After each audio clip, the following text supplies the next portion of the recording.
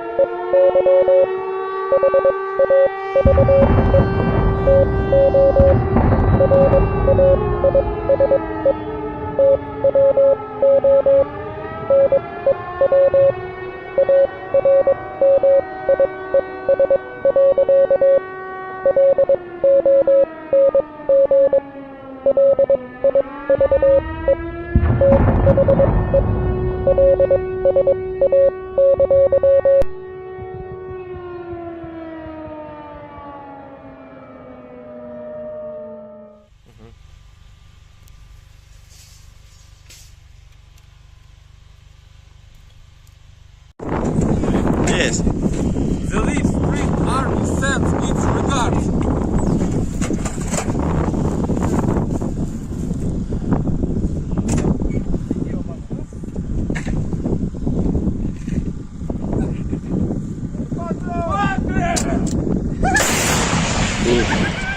Русский военный корабль. Предлагаю сложить оружие и сдаться. Русский военный корабль, иди нахуй.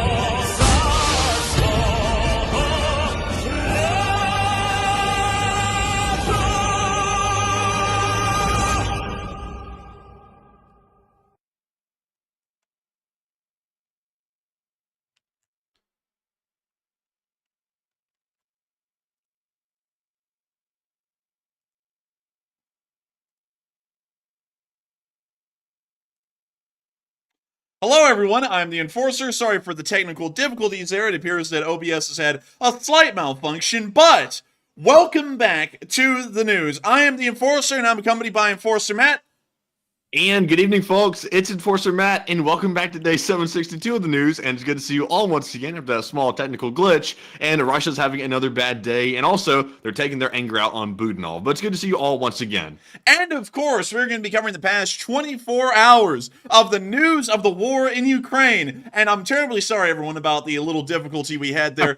We disconnected this computer to try and set up a new one. The new one unequivocally sucked. So then I had to bring the old computer back, and it appears that in doing so and reconnecting everything, OBS completely crapped itself, and now it doesn't know what it's doing. So I have to go and reset everything after this stream is over. But for now, we are just going to be running this thing as normal. And we have massive news for tonight. We have heard that the Russian armed forces have run out of manpower so seriously that Shoigu has announced the brand new raising of 2 new armies inside of the Russian Federation. And the British Ministry of Defense believes that these armies are either going to be immediately sent to Ukraine, or they're going to be used to at least give some kind of a combat reserve of any sort to feed into the meat grinder. It is unbelievable news that we've been getting for the past 48 hours as a whole. Also, by the way, one quick note before we get into the news tonight. We do know about the Francis Scott Key Bridge disaster inside of Baltimore, Maryland. We will not be covering that on this show, but terrible and an unfortunate tragedy to occur within the city of Baltimore. And at the moment, Baltimore Harbor is completely closed to incoming and outgoing traffic due to the bridge currently being a sizable obstacle that is blocking the entire channel into the port. But moving on from that, it is time for us to get into the major news that we have heard today. The Russians are out of manpower, and they're having to raise 2 brand new armies. The defense minister of the Russian Federation, Shoigu, actually made an announcement about this today. I did not include that in tonight's stream because this kind of covers it, but we've already heard from the British Ministry of Defense that recruiting advertisements are already being posted for the new 44th Army Corps in Luga, which is a part of the newly established Leningrad Military District. This is a part of the Russians' plan to expand the armed forces of the Leningrad Military District and a part of Shoigu's overall plan to create a brand new 2 armies made up of, I believe, 16 divisions each that will be a part of the Russian Federation's armed forces. We do not really know. Why are they going to put up all these posters and advertisements knowing that they're going to go scrape these guys off the street? It's like they're not coming to volunteer for Russian, the military service. No, they are not. They're not going to be doing that, but it's bizarre to see that they're still trying.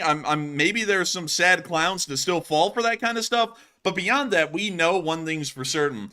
Based off of what we're hearing and what the British Ministry of Defense is seeing on their end, it is very clear that these 2 new armies are not being raised to try and help make the Russian army larger just for the prestige of it. These 2 armies are being created because the amount of manpower that the Russian Federation now has at its disposal is incredibly small, if not minute. We're not really seeing the Russian Federation possessing any kind of combat forces outside of Ukraine at this point. The entirety of the Russian Federation has practically been stripped bare for all fighting forces that can be found, and they have already fought, died, and have been wounded and sent back home from Ukraine.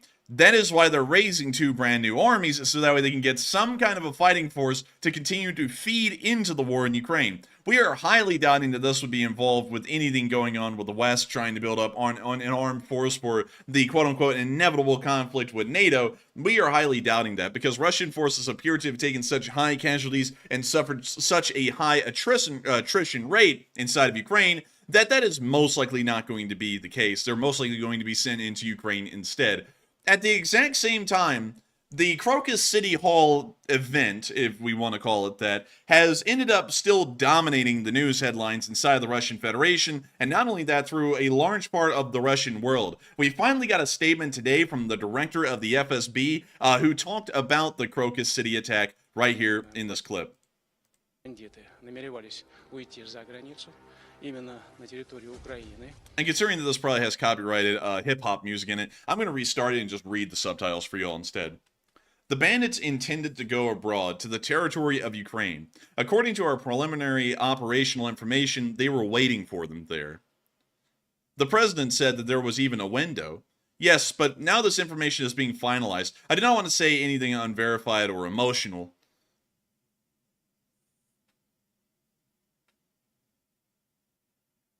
We need to talk about facts. We will be guided by facts in our future work. A lot is being done to identify all the participants in this massacre, both here in the... ... waiting for new subtitles. In the country and, of course, abroad. This is, in fact, being done, and all our operational units are actively engaged in this work.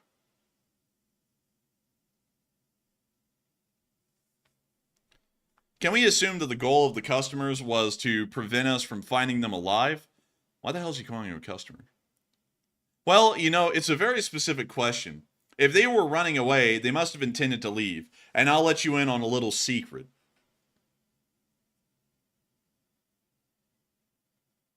They were going to be greeted as heroes on the other side. This phrase, for the moment, so to speak, will remain as I said it. Let's see where it goes with the bastards who are now on trial.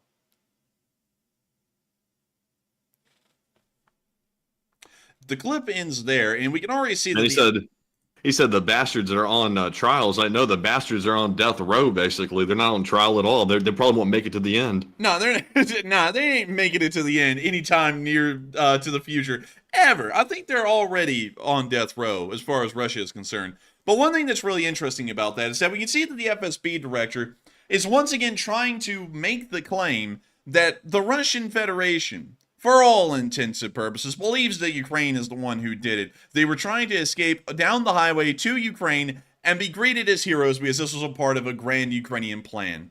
The problem with that is that right when the FSB director was making that statement today, apparently Lukashenko made a completely opposite statement that completely threw the whole entire Russian theory out of the water. Here is the statement that Lukashenko made instead. He said, as soon as there was information from the security service that the car with terrorists was moving in the direction of Bryansk, which is a town inside of Belarus, well, actually it's right here, but it's on the way towards Belarus, it was agreed that Belarus would block its part of the direction of the likely movement of criminals. So he's saying that the guys were actually planning on going into Belarus, not into Ukraine. They were planning on going into Belarus instead. Completely opposite of what the real claim was, well, the supposed claim was by the Russian Federation, but it's the one that the Russians are trying to push hardcore. And man, that Lukashenko didn't get the memo, apparently, with them saying this out here. You know, Putin was like freaking cringing and like losing his crap back to the Kremlin when he was saying this. Like, no! It's like the guys were literally trying to flee to Belarus, and Belarus literally like prodded them with a stick and said, no, go that way. So they went to Ukraine, and now Putin's acting like that they were trying to flee to Ukraine to begin with. It's a total like crap show, a bunch of BS. It is a complete crap show. And then in the Russian side, its own. They saw that. That's why they turned away talking about the terrorists. So instead of driving to Belarus, they turned away and then they went to the towards the Ukrainian-Russian border. And that's when they were caught, according to Lukashenko. So, according to Lukashenko, it's not the Ukrainians that were harboring these ISIS terrorists. It was actually going to be Belarus. And the Belarusians were going to have these guys just drive through their territory to wherever the hell they were trying to go. So, going off of that, it appears that Lukashenko has already made a pretty big blunder, a pretty big goof. He's already, well, the one being really the only ally that the Russians have outside of North Korea, and we'll be talking about them here in a second. He's already gone against their main primary narrative about what these terrorists were doing that the Russians are trying to push, which is that they were Ukrainian supported and therefore harsher actions need to be taken against Ukraine. So he's already gone against it, but it's okay, folks. It is okay. Because Lukashenko has a plan. He always has a plan. You all know that Lukashenko is an absolute military genius. So what he has done today is that now he's saying that he's going to invade the Baltic states and Poland as a counter to the stupid statements that he made earlier. So here he is, right here, at a military command post with this absolutely furry pooch on this table. And he's talking about possibly invading the Baltic states and Poland. So here he is. Here's the clip. Чтобы мы упрощенно к этому не относились, мы должны точно знать, чего они хотят. А сколько у нас все время они вякают про эти сувалские коридоры. Mr. Lunchtime? Is that you? He said, no, sir. We have no supplies left. I finished them off last night. He said, sir, the gut trucks are out of food, boy. What do you mean? We just stuck them yesterday. They're all out today, I swear.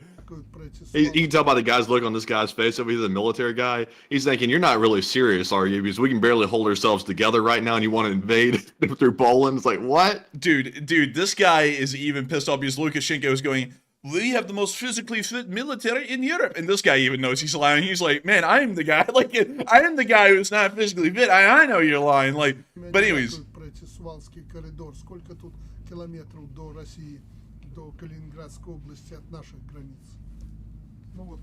the way, just to recap, just in case, because no one can really understand what he's saying. What he's actually talking about right now is a push from Kaliningrad, which is here, right here, from Kaliningrad towards Belarus, and a push from Grodno towards Kaliningrad, meaning that what he's talking about is an offensive plan on state televised TV in Belarus to invade the Baltic states in Poland and to shut off the Suwalki Gap. That's exactly what he just said in this clip.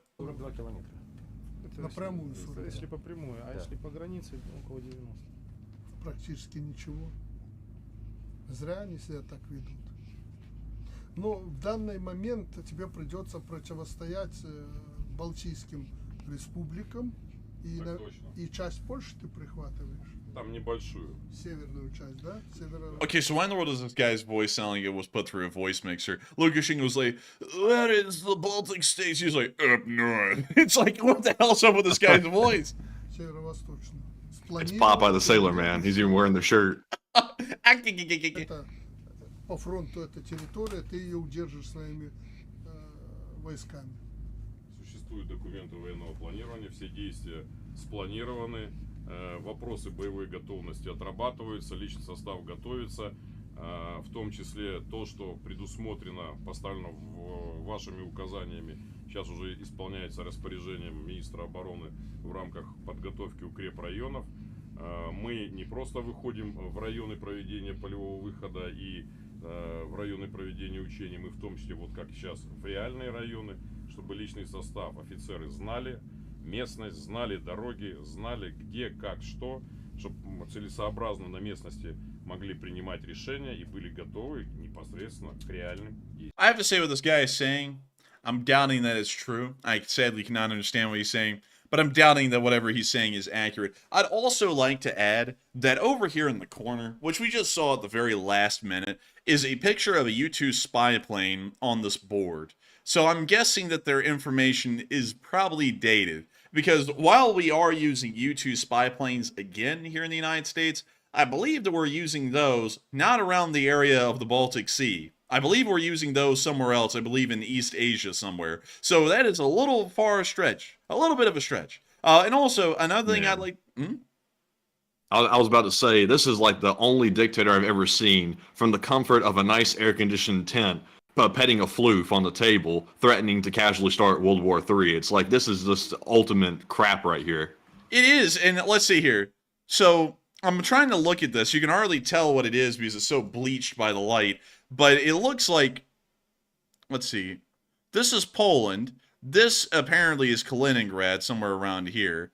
This is Lithuania, it appears. And then this is Belarus. So, wait, hang on. This map is actually showing the position of Polish, oh, well, not Polish, Belarusian armed forces. Like, the little red markers on the map are supposedly Belarusian armed forces, probably.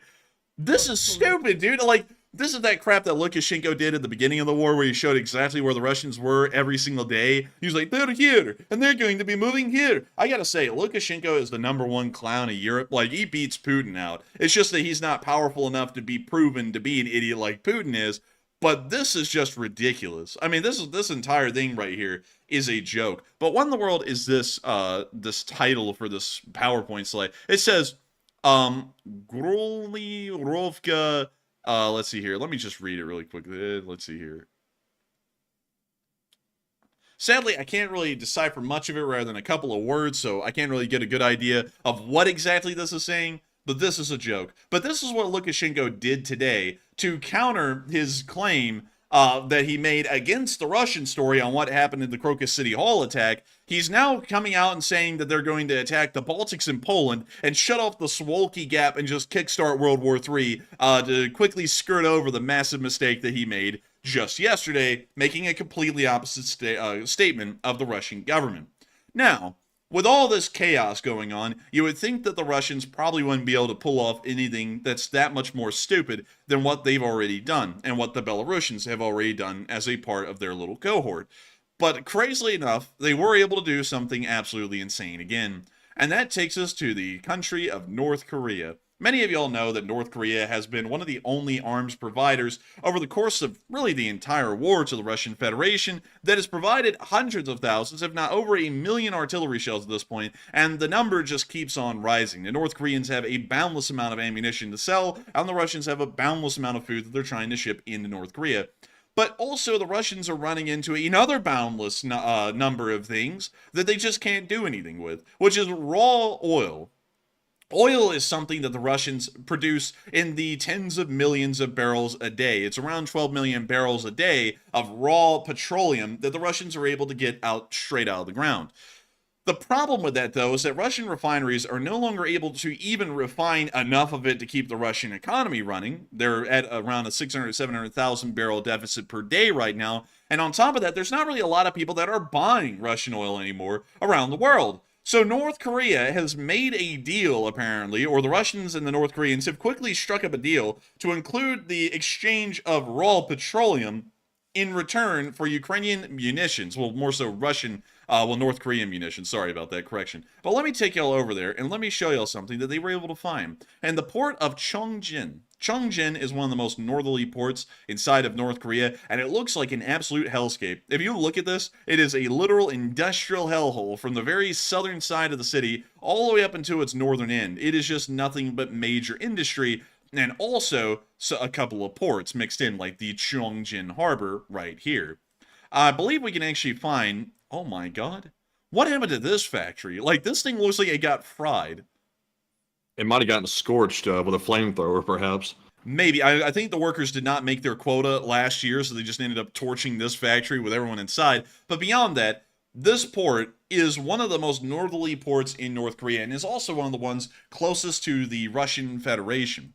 Now, if we go here to this port, and we check out what we were able to see on satellite footage the other day, we can actually see a large amount of North Korean oil tankers that are apparently getting ready to set sail in between there and Vostochny port, which is a little bit of ways away from Vladivostok, in pretty much a straight-up raw petroleum exchange. North Korea has been severely deficient on oil and petroleum products because North Korea doesn't really have any oil fields to speak of, and also on top of that, they have been completely banned from getting any imports of oil by the United Nations, by United Nations sanction, which is crazy because usually it's like a Western sanction or something along those lines, or a US-led sanction or a Chinese-led sanction. You rarely ever see a United Nations sanction on something, and North Korea is one of the few countries that has a litany of UN sanctions that have been put against them, and one of them is on petroleum products. But we can see now that some of these North Korean ships are taking the small little trip in between Chongjin and Vostochny port to transport raw petroleum into North Korea. This is a bit of a concern, actually, because with the North Koreans having a larger access to raw petroleum and maybe having the possibility of refining enough of it, they could start to build up an even larger strategic reserve of petroleum fuels, so that way if there was a war to kick off in the Korean Peninsula, the North Koreans would have a lot more fuel to start off that war with than they would have had otherwise. That doesn't really stop the fact that the U.S. Air Force would most likely obliterate strategic oil reserves from the skies before the North Koreans could even attempt to shoot down the incoming missiles or the aircraft that are conducting these launches. But nevertheless, this is something once again showing that the Russians and the North Koreans are apparently in some very desperate straits, considering the lengths that they're going to try and keep this relationship going, and for the Russians to continue to get North Korean shells, and for the North Koreans to continue to get Russian food and oil, which are both vital to North Korean survival going into the future. Moving on. I'm telling you, I am willing to bet money that North Korea is simply a middleman for China. I'm sure that some of the stuff that North Korea is using to trade with Russia is probably manufactured by themselves, but I would put really good certainty, good odds on the fact that China is either resupplying North Korea after they trade these goods that they have, or China maybe sort of shuffling some toward North Korea, and North Korea is the middleman that then gives it to Russia to take into their country. Because to me, it just really rings out strange that North Korea has anything to trade, considering how poor the country is and also how low their manufacturing capabilities are. It makes sense to me that stuff probably comes from China or another country and is being used as basically a pawn. That's an interesting idea, and I'm trying to look around really quickly and see if I can find anything where we could look. Let's see here. Is this a railroad bridge right here? That appears to be a road bridge. So then once again, not the railroad bridge we're looking for. I believe there is 1 or 2 railroad bridges that lead from China into North Korea. Let's see if we can find one really quickly, because this would really help out. So here's Manpo, and that is a road bridge again. Wow, they have a really high amount of road bridges. But if any of y'all ever watch any travel documentaries about North Korea, most tourists come in on either Koryo Air from China, or they get a train ride pretty much across the Chinese-North Korean border and then into North Korea. The problem is, though, I cannot find this railroad bridge anywhere. Let's see if we can find it up here. Nope, not up there. I cannot find the railroad bridge, oddly enough. But there is a railroad bridge somewhere along the Korean-Chinese border. It's just that I literally just cannot find it right now. And there's Mount Pektu, which is a holy site. But beyond that, let's see here. Maybe if I go up here to this area, maybe around here. Let's see. Any railroad crossings up here? Not finding any anywhere. Wait a minute, hang on. This might be the city. Let's see. There appears to be a rail yard right there. If we follow that, it goes up here into another part of North Korea and does not travel across the border.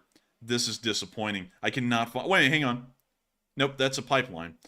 For the love of God, I cannot find this freaking railroad bridge that I'm wanting to talk about. But what I'm trying to get at here by talking about the railroad bridge that I just cannot find, that's like mysterious and has completely disappeared off the map, is if we are able to find that railroad bridge, maybe someone out there could purchase, it's very expensive, this channel could not do it, but they could probably purchase a picture of the Chinese railroad yard on the other side of the border, getting close to the bridge, and we could try and see what kind of rolling stock is there, because ammunition is carried in some pretty specific kinds of rolling stock, usually completely closed cargo carriages, something along those lines. And if we saw a lot of them on the Chinese-North Korean border, and we saw a lot of them on the North Korean side, we could probably make a fair assumption that the Chinese are actually supplying the North Koreans, and the North Koreans are nothing more than the middleman or the third party that is moving Chinese ammunition and equipment into Russia and making sure that China has no real direct involvement from what can easily be seen. That's probably a way that we could figure that out. But at the moment, from what we understand, it is entirely North Korea that is providing the ammunition. It's not out of the question either. The North Koreans have spent the entirety of nearly 70 years stockpiling ammunition inside of their country for the war that's never come. So they probably have a large amount of it to trade with Russians. And we've also got to see some of these shells, and they do have North Korean markings, and they're also poorly made, which once again indicates that it's most likely North Korean. And I also see that someone said it's the Sino-Korean Friendship Bridge, which we did pass over, but it didn't really look like a railroad bridge. But let's go here. Maybe it is a railroad bridge, but my problem is it is a railroad bridge, so that is the railroad bridge right there. So we move further up, there's the railroad station right there, and then here is this cargo yard right here. So let's see here. We could see some rail freight sitting inside this rail yard, but it's not really a high amount of it, and also I wish we could get down there and get a better look at this, because I can't tell if these are oil cars. There's a drugstore right there on the tracks. Do you see that? There's Let's a see. Google store listing for a drugstore. Man, the Shingi Road Drugstore. Man, I don't know what kind of pharmacy that is, but that's not the official type, I can tell you that. Man, I'm telling you. Not the railroad tracks. I'm telling you what, man, that Perk 30 made me feel Shingi. You know what I mean? Man, what the hell? Oh, man. But anyways, beyond that, I'm not really seeing a lot of rolling stock here, but once again, this is a still picture from the middle, I believe, of 2023. So hopefully we can get a more updated satellite picture of this rail yard and see if there's any increased railroad activity that's happening here, because that would probably be a huge indicator that there is some kind of a middleman status being held by the North Koreans as far as the supplies to Russia goes. But with that, we are going to be moving on from that rail yard. And also, I have to look around this city a little bit more. I know we can't get street view, but wait a minute. Oh, wait a minute. What's this? No way. Helen Keller. No way. Oh What my the God, they have a hell? line of No. glasses called Helen Keller.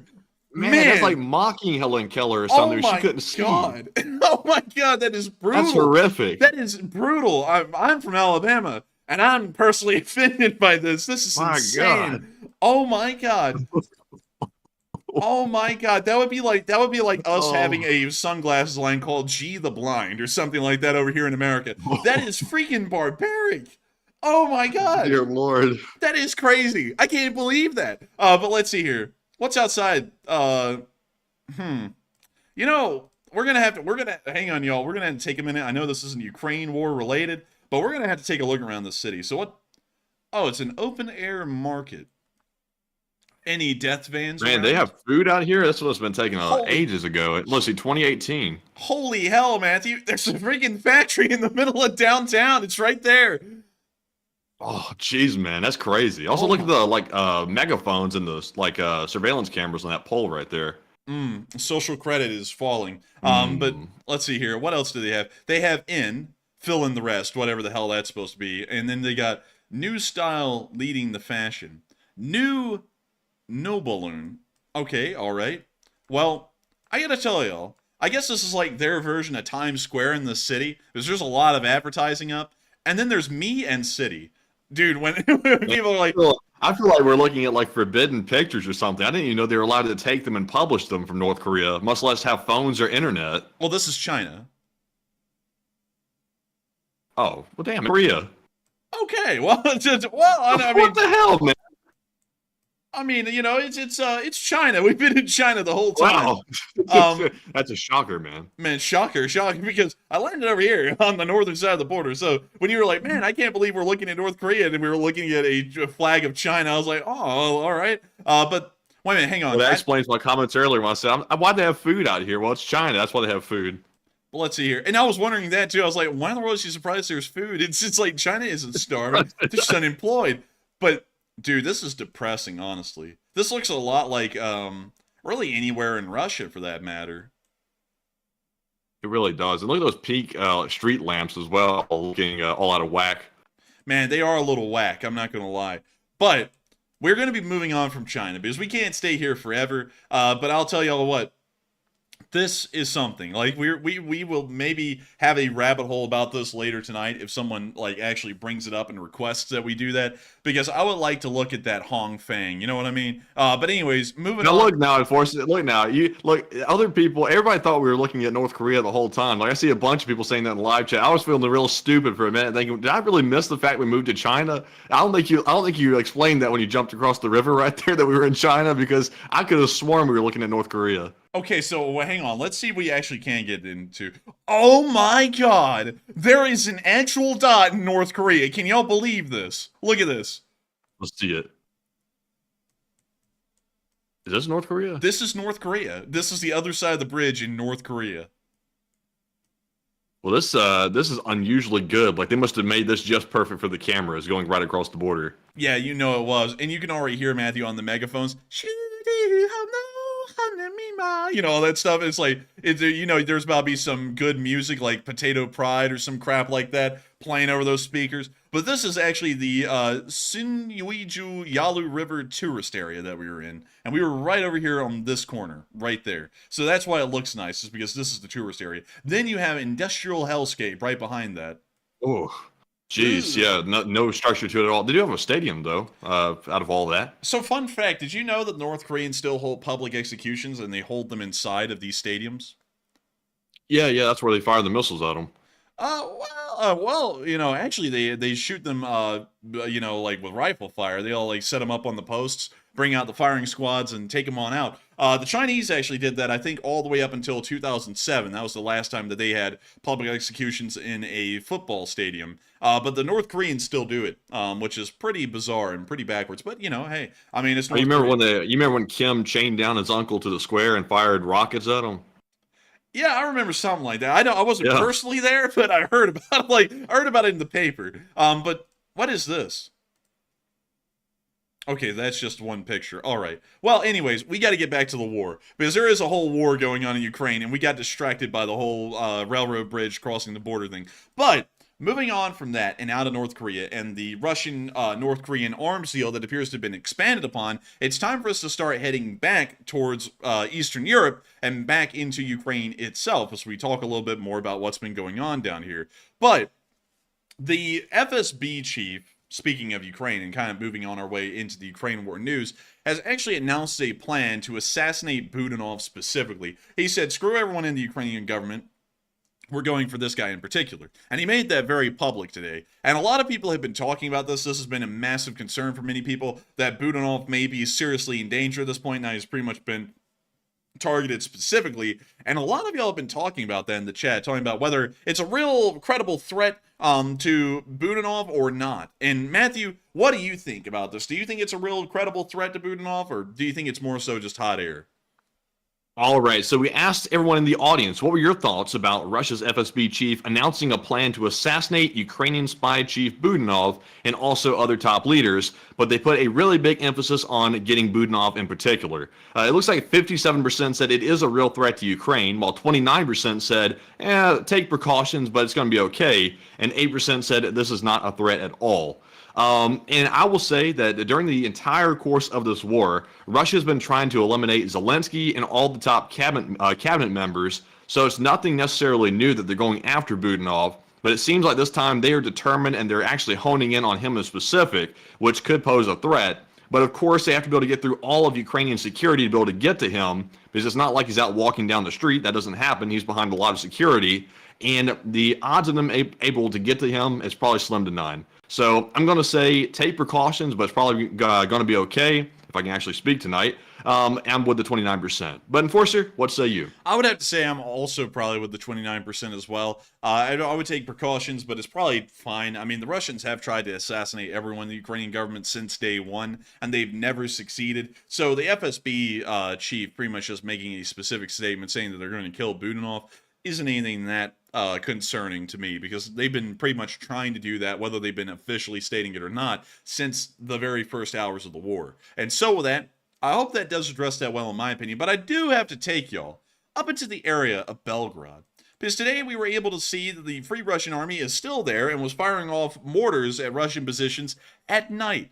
This is the only picture that we got over 48 hours of the Free Russian Army doing anything inside of Belgrade. Most of the information that we get has completely gone down to zero on the Free Russians. We would love to have a larger news segment about them. It's just that the Free Russians don't really put out a lot about what they're doing or the actions that they're taking against Russian forces or against the city of Belgrade anymore. In fact, we're not really seeing a lot of Russian information about rocket attacks happening on Belgrade a lot either. It appears to have just kind of gone to the wayside and generally become a very quiet war that's going on inside of Russia. But at the same time, we got to hear of a brand new kind of a turret toss that was conducted by the Russians themselves, and it was very interesting.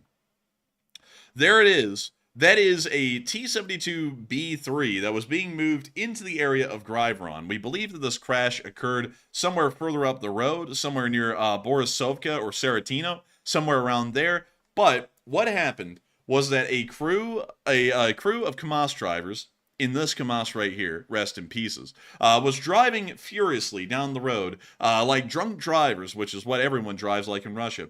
And they ended up going around a corner at like 80 miles an hour. The truck flipped, crushed a cab, killed both of the drivers, well, really both of the crew members that were in the KAMAZ, and as a result, the T-72B3 that was on the trailer that the KAMAZ was carrying flipped off of the trailer, and the sheer force of the flip was strong enough that it ripped the turret clean out of the tank and sent it on its way into a little bit farther into the field, and the T-72 hull just came to a stop. So the Russians have actually lost the tank, because the actual basket, the turret basket of the T-72 is still inside the tank, but the force was so strong of the roll that it sheared the actual turret, the part that you can see, you know, on top of the tank, off of the turret basket. So now the turret basket and the turret are completely two separate pieces, which they're not supposed to be, and the T-72B3's hull is sitting on the side of the road as well. So this is actually a loss. This is one Russian T-72B3 lost to Russian actions again, and we can actually see that they made a little report about this right here on the evening of March 16th, 2024, which is actually supposed to be the 26th because it happened today. In the area of Belgrade, a fatal accident occurred involving military personnel of the Russian armed forces. 2 servicemen were on a mission to transport a tank towards the village Griveron to strengthen units that take part in repelling the attack of the DRG of the Russian Volunteer Corps. The driver lost control of the KAMAZ and it overturned. The cab of the car was crushed. 2 servicemen were crushed to death under the weight of the KAMAZ. The tank flew off the troll onto the side of the road, as a result of which the tank's turret was torn off. It was sheared off from the raw force.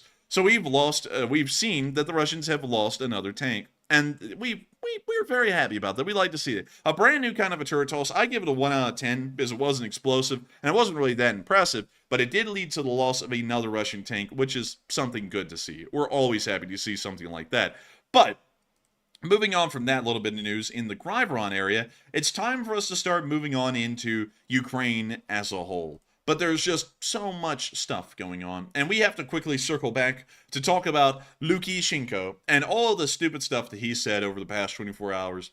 The Lukashenko is like a comedy tab. You just flick it on, and it's just raw comedy that comes out. But one of the comedic things that Lukashenko has said is that they're going to try and invade the Suwalki Gap from Kaliningrad in Belarus and try and cut it off and start off World War III with a bang. Many people have been talking about this, and many people think it's a serious joke, nothing more than that. But Matthew, what do you think about Lukashenko's claims, and what is everyone else thinking about the claims? All right, so after Lukashenko threatened to invade Poland and also Baltic states to create a land bridge to Kaliningrad while sitting there petting a dog, what are your thoughts? 61% said he's just yapping like the dog, it's nothing. 32% said he wants to, but he can't pull it off. And 5% said he's serious and will try to do it. And I can totally rule out the 4th option. He is not serious. He's just yapping. It's really nothing at all. And even if he wanted to do it and even teamed up with Russia, that would be a death sentence for those two because NATO is going to come after them hard over that. And that's going to be pretty much the end of those two countries because everyone's going to go into an all-out brawl. So to me, I'm with the 61%. I think he's just yapping. Now, but Enforcer, what say you? I would have to say he's just yapping. Belarus has no ability to go up against anyone, especially even Poland alone. And let me go pull up the Polish armed forces. Right here. There we go. There's the Polish armed forces. And how big are they? Let's see. They have 200,000 active personnel as of right now. That's including all of their armed forces. And then they also have 350,000 reserve personnel. Let's go compare that to the Belarusian armed forces. Belarusian armed forces. Now, if we take a look at these guys, it's not going to be that impressive. So, their actual armed force is made up of 63,000 active personnel, with around another 365,000 in reserve. So, the Polish beat them in every single metric just from the outset. And on top of that, the Belarusians have a conscript force. Pretty much most of their armed forces is made up of conscripts. The Polish armed forces is made up of nothing but contract soldiers. So not only do the Poles have a quantity advantage over the Belarusians, they also have a quantity advantage, well, a quality advantage. So they really beat them out in all directions. Also, on top of that, you got to admit, these Polish uniforms, they're pretty drippy. Let me see if I can find y'all a better look at some Polish uniforms. These right here, these dress uniforms, pretty drippy. That's pretty nice. I like that. Yeah, I know. It's classy. It's nice. It's solid. And that's what you got to have. Meanwhile, you got the Belarusian army, which is not drippy. It's old style looking, kind of ugly, and a little Soviet. And that's just not in vogue anymore. You know, it's just kind of fallen out of the wayside. You know, look at this. Look at this. This may as well be the 1970s again with a BTR ZD robot. This is stupid. I mean, this is really stupid. This thing is a BMD-2 hull with a 23mm Gush gun mounted on top. And these guys are wearing the old, like, 1960 styles padded winter jackets and Ushankas. These guys have no chance against the Chad Polish armed forces that also have combat uniforms that look like this. Not bad. And this was back in 2003, by the way.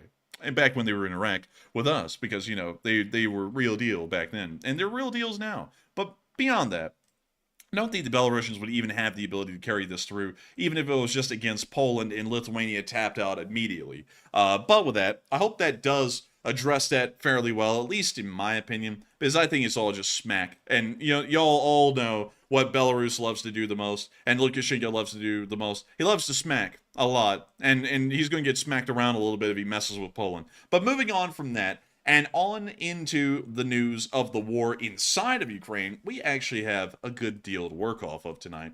Starting off with our first bit of news outside of the Kyiv area, we were able to get an air defense report over the past 24 hours, which reported that the Ukrainians were able to shoot down 12 incoming Shahed 136s. A very successful air defense mission, if I've ever seen one. And great to know that they're continuing to defend the skies of Ukraine. Moving on from that little bit of news, it's time for us to start heading over to our location unknowns. And we were able to see a very interesting one because a Russian Su-27 was flying quite low today. There it is. And it's going to fly directly into some high voltage power lines. Have y'all ever seen this? I have not. But check it out. Did you see it, Matthew? It sure did. They don't even have any, you know how they put those like orange like cones on the lines like here in America? They didn't even have that. No, they didn't. And look at this, man. You can see the little lines over on the side where they get snapped. They go, they're snapped. Look at this. The plane didn't even go down? No, it survived. That's crazy. Провода оторвало нахрен. Глянь, искрило. Охренеть. I guess you could say that is a very charged airplane. I would not want to touch it. It's the static on that thing is going to be pretty bad. I'm just kidding. That's not how static works. But beyond that, that was kind of wild to see. You don't see something like that every day. And I don't know how badly damaged the Su-27 is, but those power lines probably did cut some pretty deep holes into the airframe before the wires snapped. But moving on from that into our next bit of location unknown news, we also got to see the Russians launching an anti-tank missile and failing. Good googly boogly, that thing is just... Ебать, братан, бля, один раз живем нахуй. Готов? Выстрел!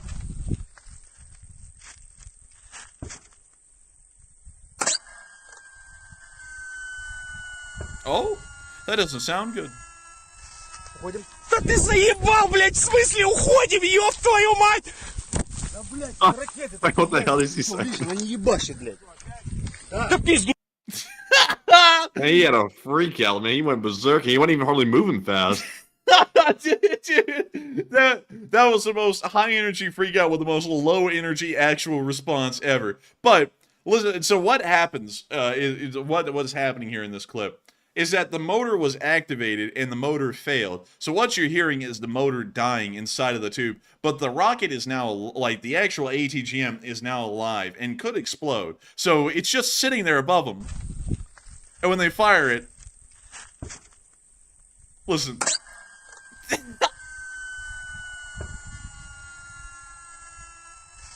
Takes him a good minute. Dude, this guy is like, it's time to leave. He's like, it's going on too long. It's time to leave. Уходим. Да ты заебал, блядь, в смысле уходим, ёб твою мать! Блядь, это ракеты такие, я здесь при чем, видишь, она не ебашит, блядь. Man, he was more focused on cussing the guy out than he was actually like fleeing for his life. He was going to get that cussing in, damn it. Dude, why did he sound like a cartoon character? And he went,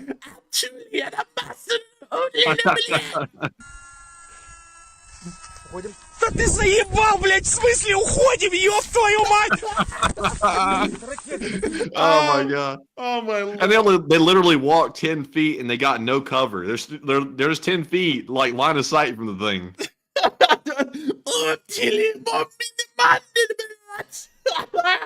Oh, Lord, we gotta watch that one more time. We gotta the whole clip one more time, starting with the cake and then all the way to the end. Да ну ебать, братан, бля, один раз живем нахуй. Man's caked up. Выстрел!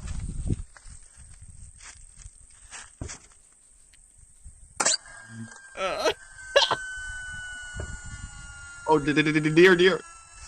Уходим. Да ты заебал, блядь, в смысле уходим, ёб твою мать! Да, блядь, это ракеты такие, я здесь при чем, видишь, она не ебашит. What the hell were they doing back here? We have 10 feet distance, блядь. We're good. Dude, what the hell were they doing back here earlier in the day? Having like a mazel tov or something? It was just like a whole bunch of broken glass back here on the bottom of this trench. And then they go back here to start talking crap about the ATGM with the guys who were further back in the trench. But anyways, that's the end of that clip. And it's time for us to move on to the next one, where we also got to see something that we've never seen in the entire war before. A full-on head-to-head collision with a Russian drone. This is a Ukrainian drone that's filming. It's going to end up running headlong into another Russian FPV drone. Neither of them knew they were in the area, and they both took each other out. So here's the clip. And there it is. There's the Russian FPV drone. Here's the Ukrainian one. And the camera goes out, showing that they ran into each other and they both took each other out. Unfortunate, but absolutely wild to see. That's like a 1 in a million chance that that would ever happen. But moving on from that little clip and on into our last clip of Location Unknown News before we get into the Ukrainian front lines, we were able to get the Russian Kashi report. Ooh! Oh, 4 Bobcats. I'm telling you what, the losses are pretty high in every category once again. And they are just high as a kite, man. And I got to tell you, 4 Bobcat skid steers destroyed is an impressive figure. That is a very good one. And once again, showing that the Russians are just doing terribly. And the Ukrainians are doing quite well. But moving on from that, 770 Russian soldiers were wounded or killed over the past 24 hours. Quite a considerable number, along with 24 armored personnel carriers, 44 supply trucks, 6 main battle tanks, 27 artillery pieces, 14 drones, an MLRS, 4 cruise missiles, and an anti-aircraft warfare system.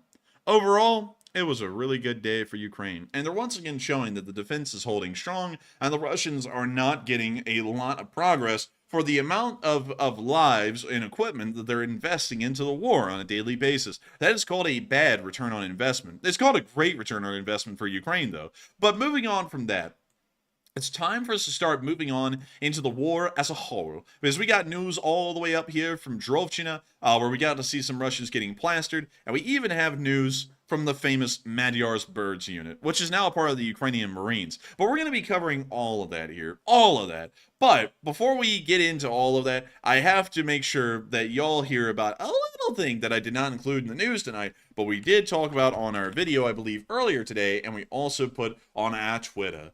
It's something about Serbia. Some of y'all may know that there is this whole thing with Serbia. They have a bit of an issue. They're kind of friends with the Russians, but they're surrounded by NATO allies. So they're kind of stuck as like an island amongst a sea of NATO countries. And the thing is that the president of Serbia, Alexander, I don't know how to pronounce his last name. We're not even going to try. But he put out he put out a statement today, Vucic. He said difficult days are ahead of Serbia. At this moment, it is not easy to say what kind of news we received in the last 48 hours, ... They directly threaten our vital national interests, both Serbia and Srpska. In the coming days, I'll introduce the people of Serbia to all the challenges that lie ahead. It will be difficult, the most difficult so far. We will fight, and Serbia will win. And I gotta tell y'all this. I don't know what they got coming up, but usually whenever the Serbians talk about tough times, they usually just mean they're going to have a tough time trying to conduct an ethnic cleansing on the Kosovans. That's like 9 out of 10, whatever they talk about. The Serbs hate the Kosovans, and that's most likely what they're going to be talking about because we know the tensions have been rising in between the two sides pretty much over the entirety of the Ukraine war. We've been watching this go on behind the scenes, so I have a feeling that within the next 48 hours, the Serbs are going to be announcing some kind of actions taken against the Kosovans, and we're probably going to see that some kind of NATO direct intervention made on the part of the Kosovans will most likely occur not long after that. I'm not saying that a war is inevitable inside of Serbia again. I'm just saying that this kind of a statement does make it look like that might be on the horizon a little bit more so than it normally would be.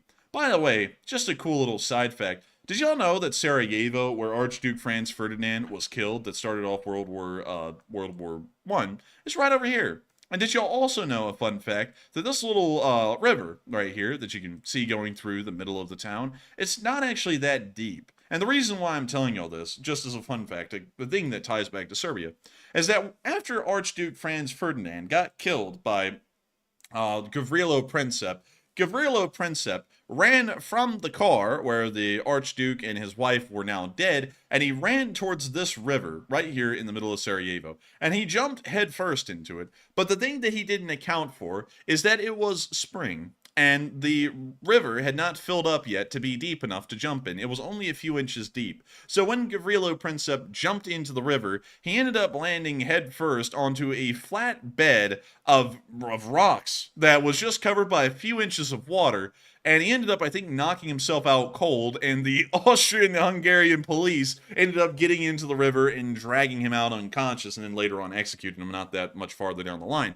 But still, a little interesting bit of history, because back in the day, the reason why the Archduke was killed inside of Sarajevo is because the claim was that Sarajevo was a Serbian town. The Black Hand, which was a part of Serbia, and Serbia was only the very southern area of what Serbia is today, claimed that this entire area was theirs. Later on, after Austria-Hungary broke up, that dream would kind of come true with Yugoslavia, but even then, not so much. But just a cool little fun fact to share with you all about a small bit of Serbian history, since we brought them up a little bit tonight. But beyond that, getting back to the very mysterious statement made by the Serbian president, things are seeming to get a little bit odd with the Serbians, at least according to their official statements. And a lot of people have been talking about that. Matthew, what do you think about the Serbian president's statement? All right, so the poll question says, Serbia has disturbing intel in the last 48 hours about quote-unquote vital security interests, and what are your thoughts? 38% said it sounds disturbing, but I need more info. 37% said a war is brewing involving Serbia, and 10% said it's just fear-mongering and there's no need to worry. And I'm with the enforcer. Typically, when there's a problem with Serbia, it's always involving Kosovo. And considering the fact that Serbia says their national interests are at stake and there will be fighting in the future, I really don't see other situations where it could be any different than that. I think it is going to be a fight with the Kosovo people, and that might be coming in the future. And we'll know in the next few days as well, because that's what it said in the announcement that the Serbian president made, is he'll make that announcement in a few days. So, Enforcer, what say you? I would have to say it sounds disturbing, but you know, it's not going to be anything that big. If the Serbians are not going to be doing anything outside of their own country, and they're not going to be doing anything outside of Kosovo either. So I'm assuming that if anything, they're going to start a genocide on the Kosovans again, and then we're going to have to step in and stop that. And that's probably the worst thing that we're going to see happen, because Serbia over the past 30 years has done literally nothing but genocide Kosovans. That's what they do as a national pastime, pretty much. So if it's anything, it's that. And I'm sure they'll be bringing up, the Kosovans are planning on doing something to us, so we're going to do something to them first, and then they'll start invading them or something along those lines. Because it wasn't that long ago. It was around the latter part of last year that we saw that NATO forces actually began to move into Kosovo to prepare for some kind of a Serbian advance or an offensive that would move into the territory of Kosovo. So I have a feeling it'll probably be along those lines of what we were seeing last year. But with that, I hope that does address that well. And it's time for us to actually move on into that Ukraine war news proper. And before we get into it, I want to make sure to address a couple of questions. So Matthew, what do we got? All right, and our first question of the night is going to go to Tim Hess, who put in a very generous $60 donation. And thank you very much, Tim, for the support, and we do appreciate it very much. And he says, did anyone notice the multiple guys in dark blue long-sleeve shirts in the auditorium, not really doing much of anything, and perhaps they were FSB? And Tim, I did see the photos earlier today, and I will say I'm not really sure if it's authentic or not, but some of the guys sitting in the audience in that Crocus Hall arena did appear to match some pictures of FSB guys as well. So I'm not really sure what to make of it. But Enforcer, what say you? I would have to say, sadly, once again, we don't really know what to make of it. Maybe might be FSB guys.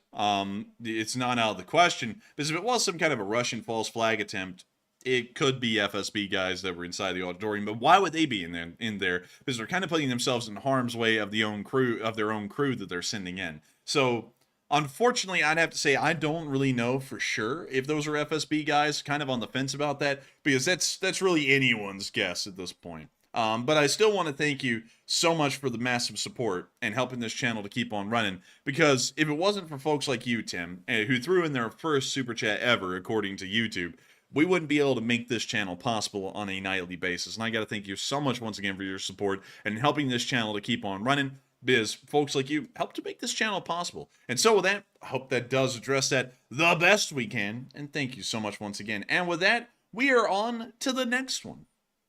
And our next one is another very generous donation of $50 from F'd Up Creations, who's a long-time channel viewer. And thank you very much for your support as well. They said, thanks, guys, and keep up the great work. And you can take a question from the chat. And thank you so much, Effed Up Creations, for the support. And thank you so much for enjoying our work. We try our best to make this as interesting and as enjoyable. It is a war, but we try and make it as enjoyable as we possibly can each and every night. And I'm glad that we're able to do that enough that you appreciate enough, Effed Up Creations, that you would support the channel and help us keep this thing running. Also, hello to Sweden, and hello to all of our Swedish viewers who are up there in the beautiful Scandinavian lands right now watching this show. I hope y'all are having a fun time up there. I still understand that it's somewhat cold up there, and I hope that y'all are dressing warm. But still, thank you so much once again for enjoying the work we do. We try our best, and I hope that we were able to deliver tonight as well. And we will make sure to take a question from the chat. And so, what do we got, Matthew? And the question from the chat is going to go to Melinda Grifford Vaughn, who says, do you think that Russia has shut down social media to control the narrative from Putin, like Public Post, Belgrade, or any Russian freedom forces?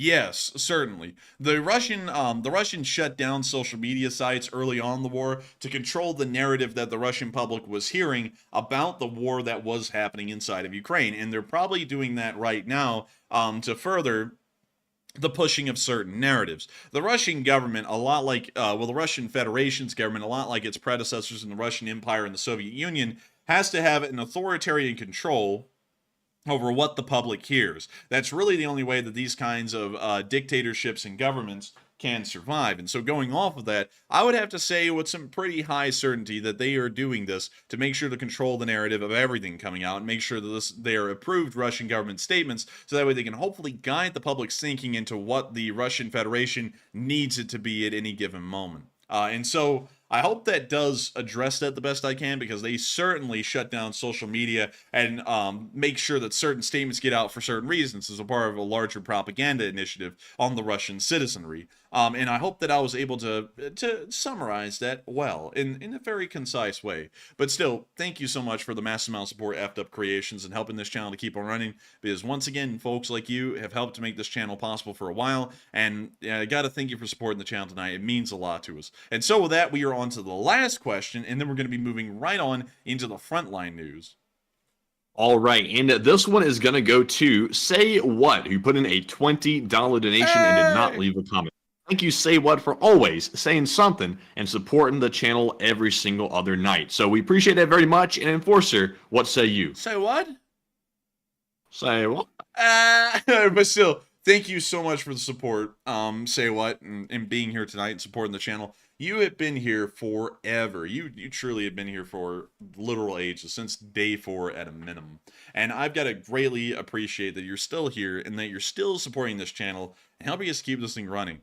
It is an absolute miracle what this channel has been able to achieve, how long we've been on air, and how it's continuing to grow at such a rapid pace. Just today, we passed 180,000 subscribers. We're now up to around 180,250 subscribers, and we're just continuing to skyrocket pretty much every day. Hot diggity dog, that thing is juicy. Good googly moogly. But beyond that, some other big things have happened as well in the meantime, and it's just thanks to y'all support that we've been around to finally be able to get to these things. Like, we finally got an email from YouTube telling us that we're going to be getting a YouTube plaque for passing 100,000 subscribers.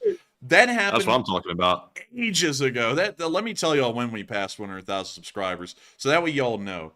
We passed 100,000 subscribers well over a year ago. We hit 100,000 on September 13th of 2022. That is a long time ago. That is almost a year and a half ago at this point that we passed 100,000 subscribers. And now we are actually getting pretty close to 200,000 subscribers. We're getting close, very close. We're around 19,700 away from 200,000 subscribers. And that is crazy to think that all of y'all have continued to support this channel and help it to keep running. And not only that, the channel has continued to grow to the point that we're actually looking at 200,000 subscribers being well within the future of this channel. And not only that, we finally got a YouTube subscriber plaque, or a YouTuber creator award in recognition of how big this channel has actually become. We never thought that that would happen. I'm so proud to see it actually did, because way back in the day, the reason why we couldn't get one is because we had a pending strike on the channel, because there was some person who copyrighted us who didn't own the copyrights, and then we had to battle that, and we ended up winning. But the thing is that even if you win, it's still a thing held against your channel. So you can't ask for a creator plaque or a creator award if you have a standing strike after a year that has been put in. So we weren't able to ask for one really up until now, and we finally were able to ask for one, and they finally approved it. And so I gotta say, I gotta thank you so much once again for the support and helping to keep this channel running. Because if it doesn't, if it wasn't for folks like you, that support this channel and helped us keep this thing running, we wouldn't be able to make it possible. This channel runs entirely off of viewer support alone. We don't get any ads. We don't run any ads on the stream. We don't have any sponsors on the stream. So the only thing that makes it possible are the viewers themselves. Like you, Effed Up Creations, and let me make sure, because I want to make sure that I get all of y'all's names, and it's very hard to remember all of them. But let me make sure. Tim Hess, because that one was the one without a comment, but then we answered the comment that was attached to a smaller super chat a little bit earlier on. But beyond that, thank you to all three of y'all once again, and thank you to everyone who supports the channel each and every night, because if it wasn't for folks like y'all, we wouldn't be able to make this thing possible, and we wouldn't really be able to keep this thing running. And so, thank y'all so much once again. I hope that does address that well. And with that, we are on to the rest of the news, and it's time for us to get on into the city of Kharkiv, because we saw that, of course, the massive bombardments of the Kharkiv, I believe it's the thermal power plant, has pretty much created a complete blackout in some parts of the city. We can see that all electricity is out. The only lights that y'all are seeing are from handheld lamps and flashlights, and pretty much the entire city is without any kind of electricity. The only lights that are on are the lights that are provided from lamps and other kinds of battery-powered light sources. Very unfortunate to see. Hopefully some kind of a solution can be made, because Kharkiv is the second largest city in Ukraine, and having it without power in large areas is very concerning, probably, for the Ukrainian government. Moving on out of the city of Kharkiv and up into the northeastern area of the front line, we got to see that in the direction of Drovchina, a Muron M surveillance system was hit and knocked out today. Oh, excuse me. Oh, hey. Man, copyright. Have you ever wanted to knock out a Russian piece of crap? Well, you can do it today if you go to Ukraine, you know? Man, I'm telling you what. Oh, man, I don't even know where I was going with that, but I just stopped miles ahead.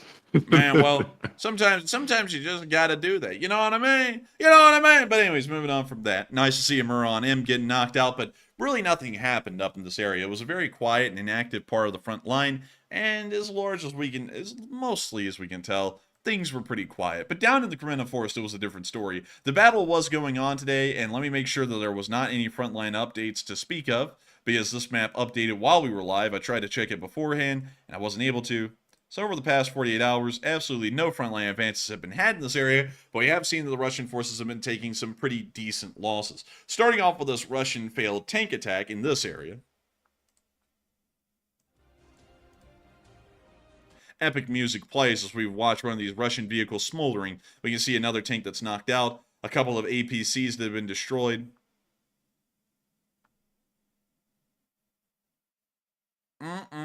Good googly moogly. That thing is juicy. And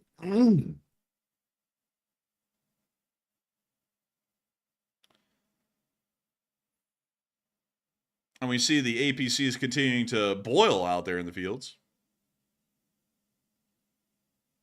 Man, the Ukrainians turned that oven on to broil. They skipped to 500 and went straight to cook them. They went to fry them. To put them in the fryer. And we see some Russians, Ruski Soldat, here in these tree lines. Just taking a little rest, schnoozing. I like how this camera turned on like an episode of Bugs Bunny or something. Like, oh, that's not back. Like he's just out in the field. Oh, yeah, you know. Oh, dear. Oh, that was nothing. Bugs really. Bunny. I think Uncle Sam just showed up and let him have it. Just some red armbands is all. The Russians love red armbands. You know who else loved red armbands? Hitler. But, you know, I'm sure that has absolutely no correlation whatsoever, right? The Russians are good people. But moving on from that, we can also see some more interesting stuff out in the fields. A lot of Russians apparently taking naps with some very visible red armbands. But moving on from that and into our next clip, we were also able to see a destroyed armored personnel carrier, or a couple of them more so, within the area. Huge shout out to the 80th Air Assault Brigade, which was conducting these actions. Actually, it's the 95th Air Assault Brigade. The 80th is a little bit farther down the line towards the area of Avdiivka.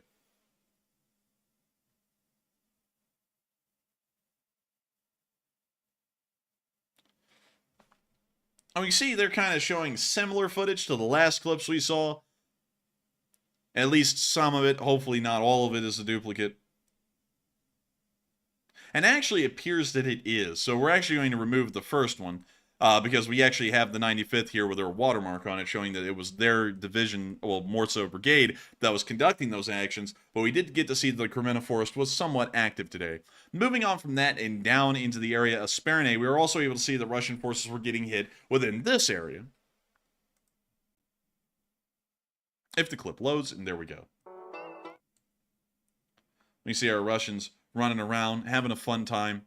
And good time Charlies are about to not be having a good time. Oh! Well, that's the end of that clip. But still, we got to see some Russians apparently getting hit pretty heavily by the drones. But moving on from that, and out of that area, we didn't really get a lot of news out of the Bakhmut region. It appears that this area is largely quiet at this point, although we do know that there's an active ongoing battle. Our daily updates and reports just shows that there's really nothing going on that's being filmed or being reported for that matter. But moving on out of the Bakhmut area and down into Avdiivka, we did get a fairly substantial amount of combat footage and news down in this area. Starting off with this news in Stepove, where we got to see that a Russian was trying to fight a drone. Apparently that one is a little spicy, so we're going to be moving on to this observation post that got destroyed. We're going to be muting that, but we can see the drone flying on in over a foggy, dusty Avdiivka coke plant. This is like a Call of Duty Battlefield map right here. Like, it looks cinematic. Man, this be like a video game for real. Well, it's not a video game for the Russians down there on the ground, I'll tell you that. Oh, look, there they are. Man, they started on that level 1 NPC setting and never left it. Man, one of these guys about to go, it's just all that stuff running away. Oh, look, I think he saw the drone. Oh.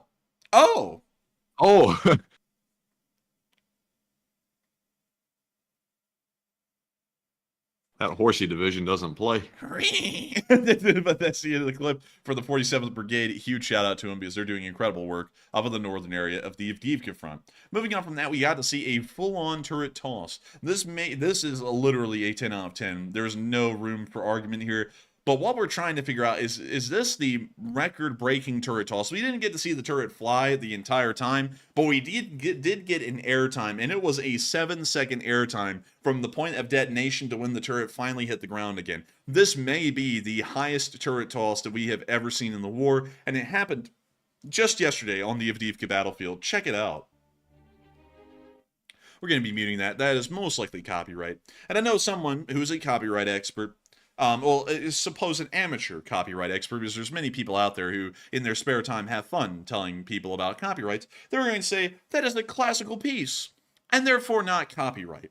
But the problem with that, you see, you misunderstand copyright law, because the band, the orchestra that recorded that iteration of that classical piece actually own copyright to their rendition. So there is a copyright on that song, most likely. So we cannot play it, although technically the actual composition itself is not copyright anymore.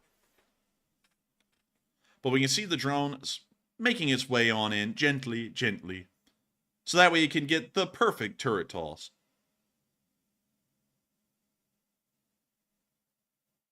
And, Oh. Hang on. Bada boom! The turret is gone, and It went nuclear. here comes the turret right there. Well, that was a very high one. That it has an arc on it, though. But I would give it an 8.5 out of 10. This, Matthew, is a 10 out of 10. Like, there's no room for even debate. Look at this. The violence of the explosion. The turret goes flying into space. I mean, that thing is gone. I'll give it an 8.9 out of 10. I'll be generous. I'm giving it a 10 out of 10. That is a straight up 10 out of a 10 right there. One of the most impressive turret tosses I've seen in the war. We rarely ever get blessed with a sight like this. Moving on from that clip, And on into our next one, a little bit further south near Severny, we did get to see a Ukrainian FPV drone hitting its golf cart. It's a Desert Cross. It's one of the Chinese-provided golf carts. Oh, wow, a full house. And then the Ukrainians did what's called a royal flush. And there they go. They got it.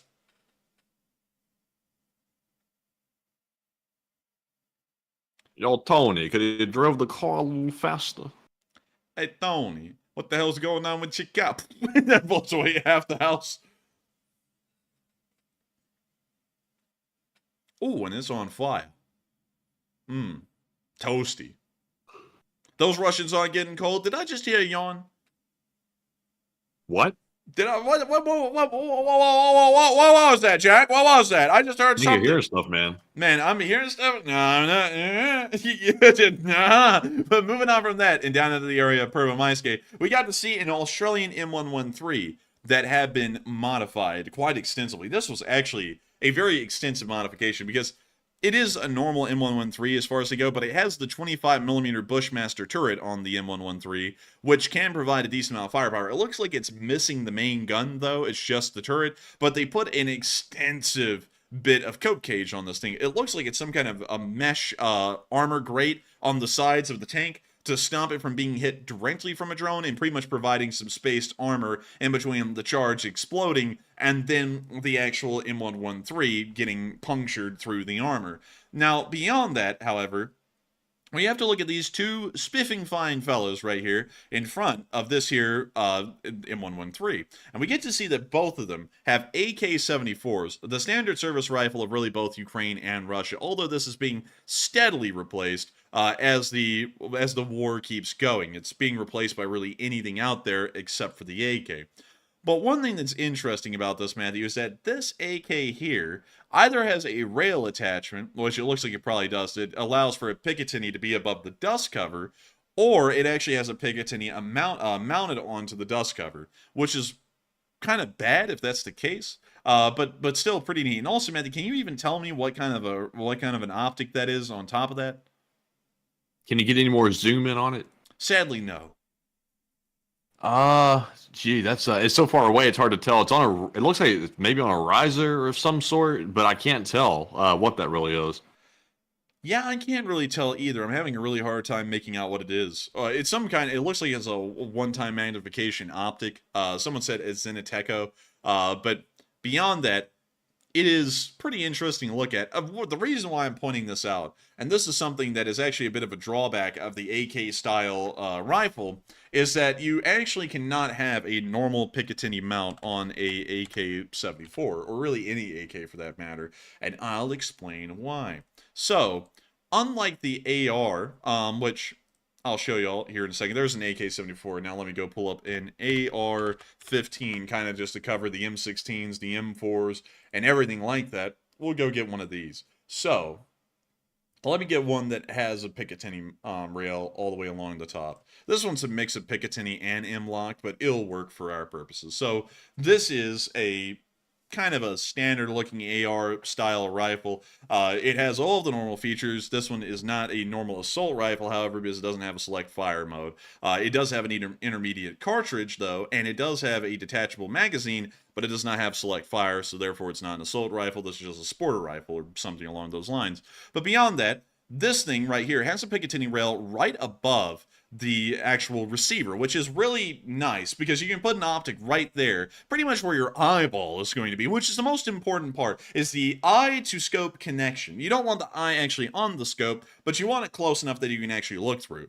Now, you have a problem doing that with an AK-74 because the reason why is because this top part over the receiver isn't actually fixed onto the gun like the AR is. The AR's upper receiver is actually a solid piece, and it doesn't move. It's locked in with the other one when you close the upper and lower together and you push the pin back in. It's all locked together into one piece. It doesn't rattle at all, and therefore the sight can't get thrown off from rattling. However, with an AK-74... Click on that thing over there. Also, when you're done, like there's something on... Click on that AR, like right there to the left of this. It's that one on Pew Pew Tactical. This one? Oh, no, it's the one right above it. Oh, that's sick. Whatever that is, that's pretty sick. I had to see that up close real quick. They got a huge optic on that little short gun, but that is nice. It looks like a Daniel. Kind of does a little bit. But getting back to getting back to the whole thing about the optics and stuff, the reason why you can't put an optic right on top of an AK right here on the Picatinny rail is because the dust cover is not like actually locked in to the receiver. And when you fire the AK, this receiver can actually, well, not the receiver, the dust cover can actually rattle around a good bit, and it ends up throwing off your zero every time you sort of shoot the AK substantially. So, what the Russians did after a while is they went, you know what, screw it, we're going to put a Picatinny on top of it anyways. And they created the AK-12, which does have a Picatinny on top of its dust cover. But it's really just a modified, souped-up looking AK-74. But it didn't really help. They have a massive zeroing issue, and so usually a AK optic, let me see if I can show you an AK-74 with an optic on it, would usually have an optic way up at the front. Way away from your eyeball, which makes it kind of more difficult to use an optic. Let me go pull this off screen really quickly and pull up AK-74 with optic. And let's see here. Let's see, we don't want the ones that have the side rail. I'm going to tell you all about that in a second. I want to show you what it would really look like the way some people try and set these things up, which it's hideous, but let's see here. Oh my lord. Now that I've pulled it up, Matthew, no one wants to show me exactly what I'm wanting to show. Dang, this sucks. So, I'd be dipped. Oh my god. So everyone gets the side rail mount things because oh, wait, no. Here we go.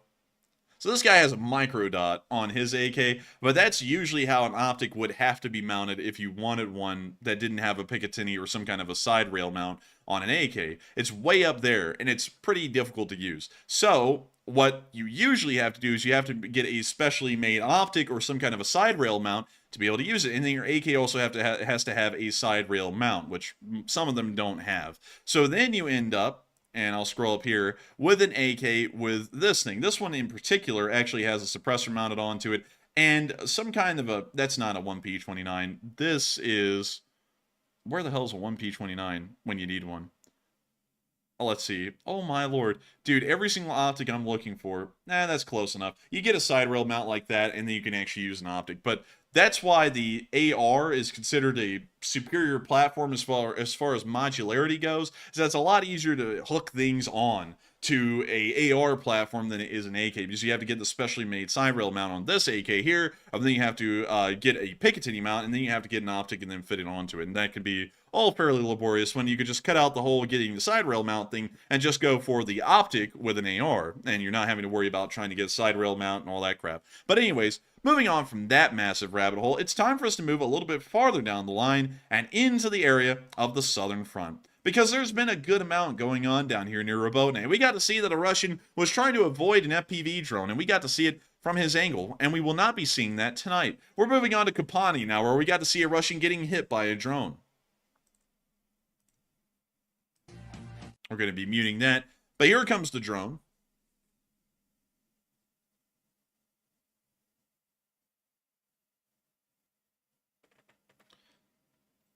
And ooh, they hit that one. Toasty. Here comes the second one.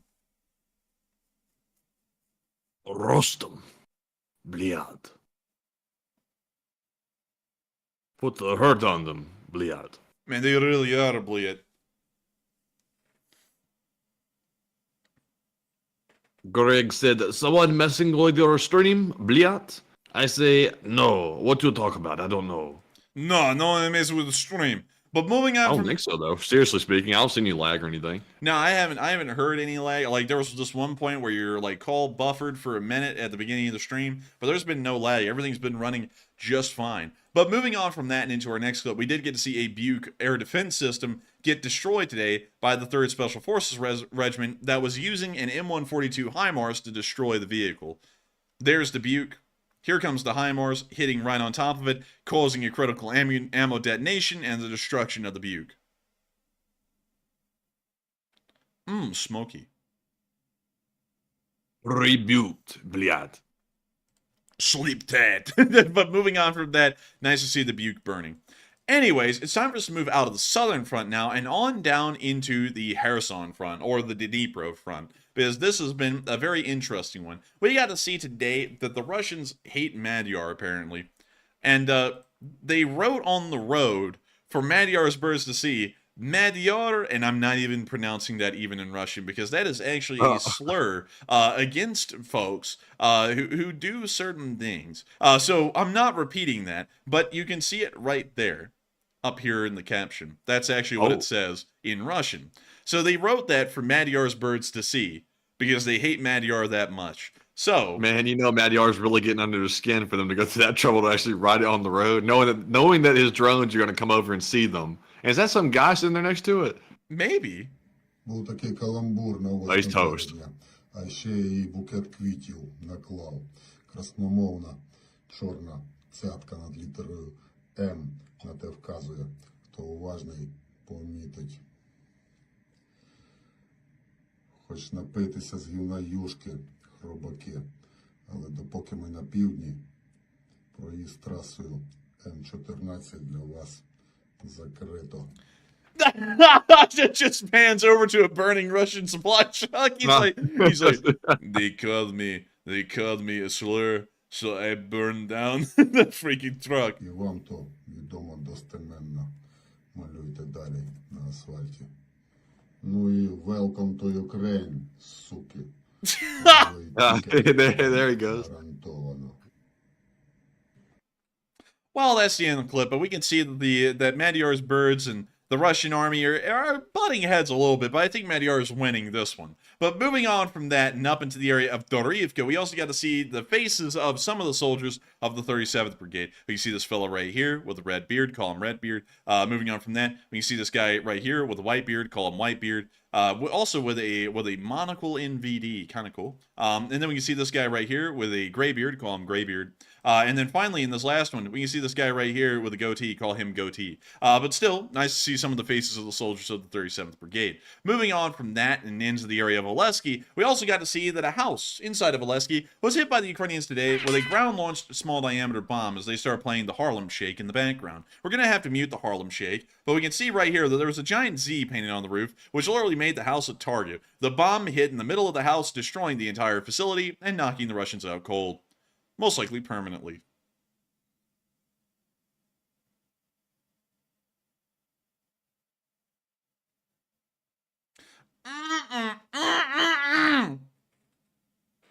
Juicy. Man, give me some of them Helen Keller shades because the future is bright. Oh. Jeez. Listen, man, I didn't make the brand. The Chinese did, all right? But anyways, that's the end of that clip. Nice to see that they were able to knock out another Russian house. But with that, it's time for us to move on out of the area and down on into the port of Sevastopol, because I saved the juiciest for the last. I know many people get tired. It's an hour and 35 minutes into the stream, and I understand. But for those who wait, there is good things that come to y'all, and it's good news. There was a ship today. There was actually two ships that ended up getting into some pretty bad straits today, but one of them was the, and let me make sure that I get this correct. It is, okay, good. This is the Ivan Khurs. This is a Russian surveillance ship.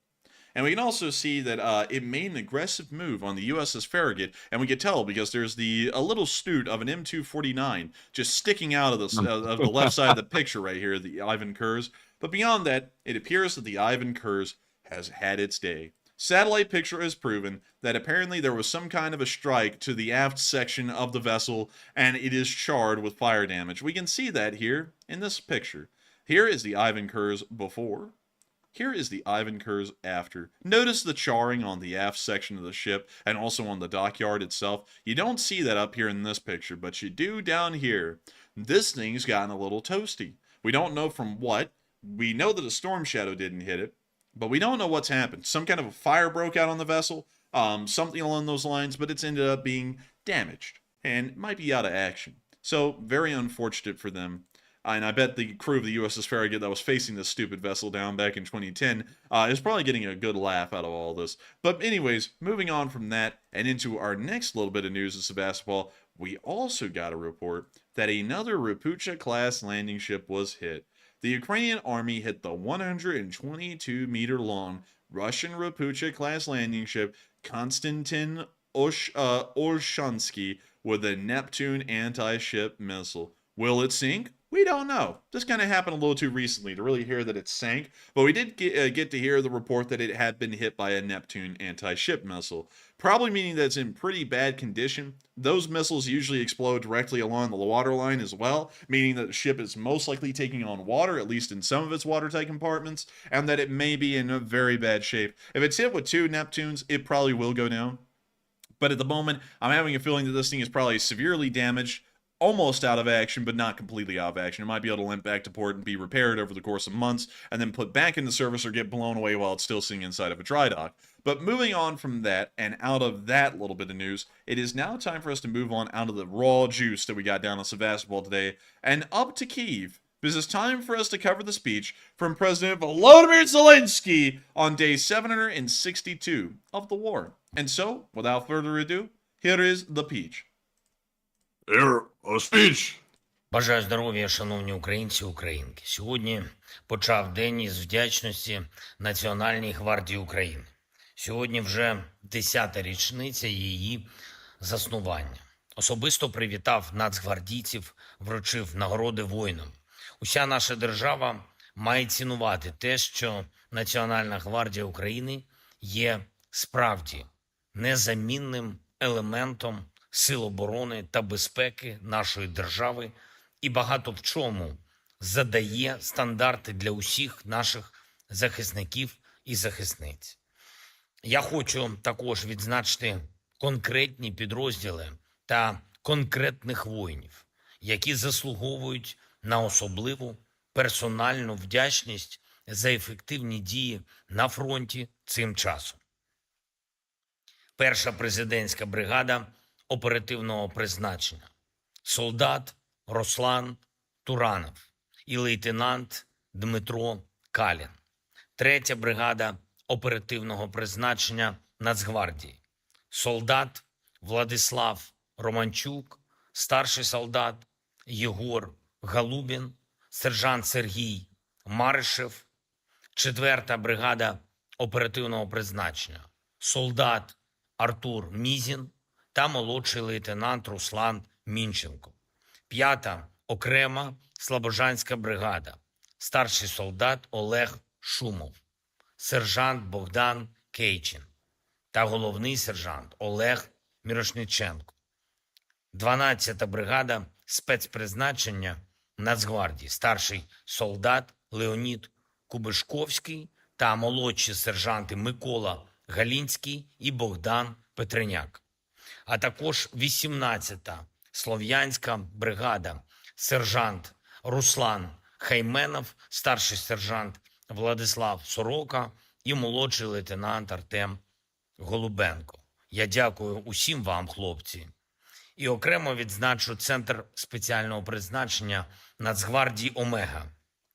Усіх воїнів напередодні підписав указ про присвоєння звання Герой України посмертно командиру першого загону центру «Омега» полковнику Андрію Примаченку. Взірцево хоробрі воїни у нашої держави. Пишаємось кожним. Сьогодні продовжив перезавантаження системи управління нашою державою. Є кадрові заміни. Я вдячний Олексію Данілову за роботу на посаді секретаря Ради національної безпеки та оборони України. Він переводиться на інший напрямок. Про це пізніше. Новим секретарем РНБО я призначив Олександра Литвиненка.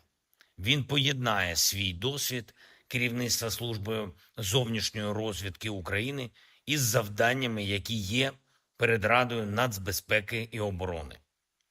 Новим керівником зовнішньої розвідки став Олег Іващенко. Він має відповідний досвід. Загалом очікую зміцнення стратегічних можливостей нашої держави, прогнозувати і впливати на процеси, від яких залежить національна безпека нашої держави. Зміцнення України і оновлення нашої державної системи на всіх напрямках буде продовжене. Ще одне. Без перерви кожен день контролюємо роботу в регіонах, зокрема в Харкові. Все те, що стосується ліквідації наслідків російських ударів. Сьогодні була відповідна доповідь прем'єр-міністра Дениса Шмигаля. Я вдячний усім на місцях, хто працює заради людей, хто без перерви цілодобово робить усе, що можливо, щоб люди та підприємства були з електрикою, зв'язком, транспортом, усіма тими основами життя, які потрібні. Дякую всім, хто дбає про Україну. Дякую всім, хто захищає нашу державу і людей. Слава Україні! And Героям Героям слава. And with that is the end of the speech from President Volodymyr Zelenskyy here on day 762 of the news of the war in Ukraine. And we have a whole other fun segment to get into, because this is the moment where we get to talk to all of y'all. That's right. For the rest of the night, it is entirely nothing but y'all and us getting to chit-chat together about anything and everything we want to chit-chat about. I hope and pray that one of y'all brought up something where I could go back to China and start dropping down on the map and looking at weird points and laughing at crap like Helen Keller shades. But beyond that, I gotta thank all y'all so much once again for watching so far tonight. At the peak, there was 7.3 thousand of y'all here, and so far, 32,000 of y'all have watched the stream tonight. I gotta tell y'all, once again, we are entirely honored that each and every one of y'all find this stream to be a worthy place of y'all's news, and we are more than happy to do this every single day and every single night to make sure to get the news out to y'all, and I hope y'all enjoyed a lot. And so with that, Matthew, it's time for us to move on into some of those top questions that we were asking everyone about in between the last time we were able to talk and this time. So, Matthew, what do we got? All right, so we have one last poll to address, and it says Poland requests NATO allow it to shoot down missiles in Ukraine before entering Polish airspace. And what are your thoughts? 81%, the overwhelming majority, said that request is wise and it should be granted. 13% said only shoot down over Poland, and 1% said that's absurd and refuse the request. And I would say personally that even though it would be an escalation to start shooting down missiles in Ukraine, because that's what Poland's asking to do, they want to actually shoot them down if it looks like they're coming toward Polish airspace while they're still over Ukrainian airspace. That would certainly be an escalation, but to me, I think it would be warranted, because if it looks like missiles are heading toward Poland, we shouldn't wait to see if they're actually going to hit. We should go ahead and shoot them down before they get there. But that's just me, and it looks like 81% agree with that opinion. But Enforcer, what say you? I would say that that's very wise, and I would grant it, because I was talking about that, I believe, on Sunday when we were running the Sunday night fundraiser. I was talking about there should be a 10-mile zone inside of the Ukrainian airspace where if a Russian missile enters it, the Polish are going to shoot it down. That's what I was talking about back then. So I would agree with that completely, 100%. And so with that, I hope that does address that the best I can. The best I can, indeed, indeed. And with that, Matthew, I think we're on into the questions. And we are moving on to our Super Chat last segment. And the first one is going to go to Walter A. Lakota Jr., the longtime channel legend. He throws in a $50 donation. And thank you very much, Walter, for that support. He says, Aloha, Enforcer Matt, and LSA from OG Ellison Bosun. Messed up your timing a little bit. Screw you, man. He said, did you all cover the Baltimore Bridge? And if did one thing to make clean do you see this word, by the way? Let's see. Assassination? Is that this is an assimilation and not a collision, just so everyone knows it can happen in South Ukraine. Let me go type in what that word means. Let's see, because I haven't heard of it before. Let's see. Listen. Collision. Let's see. Wait, hang on. I'm trying to find this. Hang on. Let me make sure I spell this. I cannot find this word anywhere on the internet. Like, I cannot find it. But I'll take your word for it, Walter A. Lakota. I trust you, because you are the Hawaii Fun Fact guy, and I know that is something that you know. But we did not cover the Baltimore Bridge tonight. We actually made the decision before the stream that we were not, because so many people were covering it, and it's not really within our scope of news coverage. Now, one thing I will say, however, is that the bridge is quite a serious deal. I believe it's a part of the larger, well, not really I-95. It's more so a part of the ring interstate around Baltimore, the I-695. Which is kind of like Highway 459, I believe, here in Birmingham, which is a ring road. But beyond that, the Francis Scott Key Bridge was hit by a cargo vessel and promptly sank today. Well, didn't sink, but it kind of, settled down onto the bottom of the Patapsco River, and it's just sitting there right now. It's a pretty big disaster. Luckily, from what we understand, there's not a lot of casualties or fatalities that are going to be incurred in this entire ordeal, so thank the Lord. But beyond that, it is going to be quite serious economically. The entire port of Baltimore is shut down as a result of the bridge collapse because it is blocking the entrance and exit of vessels from Baltimore. And you can see just from the port facilities alone right here, the port of Baltimore is truly massive. There's a naval yard in Baltimore, which you can see right over here. There's also a commercial harbor that you can see right over here in Baltimore as well, and right over here on the other side, which really deals in automobiles, refinery products, things like that. Luckily, though, there is an alternative. Instead of going to Baltimore, they can go down here to Norfolk. I'm just kidding. That's actually a naval shipyard. They can go all the way down to Charleston because I believe that is the next closest port farther south. And we can see it right here. Once again, I believe there is a naval yard in Charleston, but there is a large commercial yard as well, all the way around the Cooper River, all the way up to here, where you can see one of the cargo terminals. And I believe so it goes all the way down here as well. This is the automobile part of the harbor. But beyond that, y'all can get the picture. There is other ports, but this is going to be devastating to Baltimore's economy. Baltimore is already going through some pretty rough times, from what I understand on their economical level, on the economical level, and it's going to get even worse because really one of the large industries that exists within Baltimore is the massive port that is about half the size of the city. With the bridge now blocking the entrance and exit of this port, pretty much everyone who worked at the port yesterday is not going to be working there anymore because there's not going to be anything for them to have a job over until this bridge is cleared. It's probably going to be another massive death knell in the local economy for Baltimore, and it's going to be a big issue. It's going to be massive, actually, and I don't really know how the city of Baltimore is going to deal with it. And I got to tell you this, I don't know who the mayor is right now of Baltimore, but it would suck to be them because they are going to get blamed for this massive economic upheaval. There's no way in reality that this mayor could ever deal with this in an actual way that the city would come out fine from. I mean, this is going to be a death knell for Baltimore, I believe. Their local economy will completely shrivel up and collapse because of this, because I believe most of Baltimore's industry relies around the harbor at this point, and transport, logistics and transport and such things like that. So I have a feeling that the mayor will most likely be blamed for the poor response from the city. But the reality, I got to say this though, not getting into politics, this is more so about how to address this crisis for Baltimore and the state of Maryland.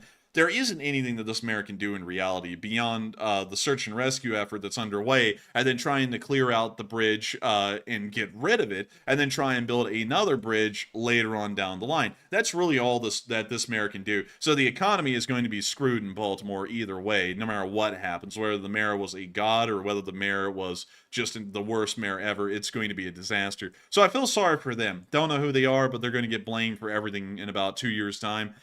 So just putting that out there. And also, Walter A. Lakota Jr. said, tell the enforcer that about 20 to 50 ships are effectively at anchor because of the bridge collapse today.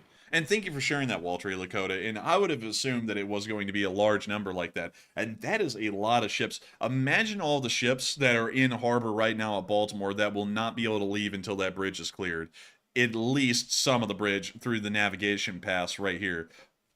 That's going to be a lot of ships, loads of them as a matter of fact, and that is going to also be a massive hit to the shipping companies that have their ships stuck in Baltimore Harbor. From what we know, to talk a little bit about it, from what we know, the ship ended up running into some kind of a power issue, and it had a power outage, and the ship ended up going adrift while making the pass under the Francis Scott Key Bridge, and ended up hitting the southern pillar of the bridge, which led to the entire structure collapsing because the pressure was so great.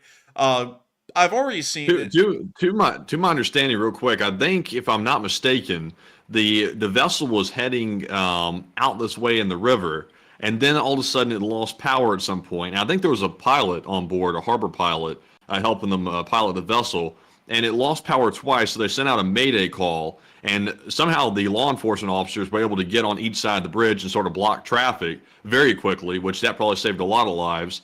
And it seems like only the construction workers were the only ones on the bridge at the time it collapsed, according to the last report that I saw. Luckily so, and that was some very quick work by the Baltimore police to be able to get out there quick enough to shut down the bridge. But that still does not negate the massive, like really, the loss of life in this is going to be minimal, thank God. So that's not really a big concern. But the big concern is going to be the economic impact that the city and the state of Maryland is going to suffer. So that is going to be really tough on them.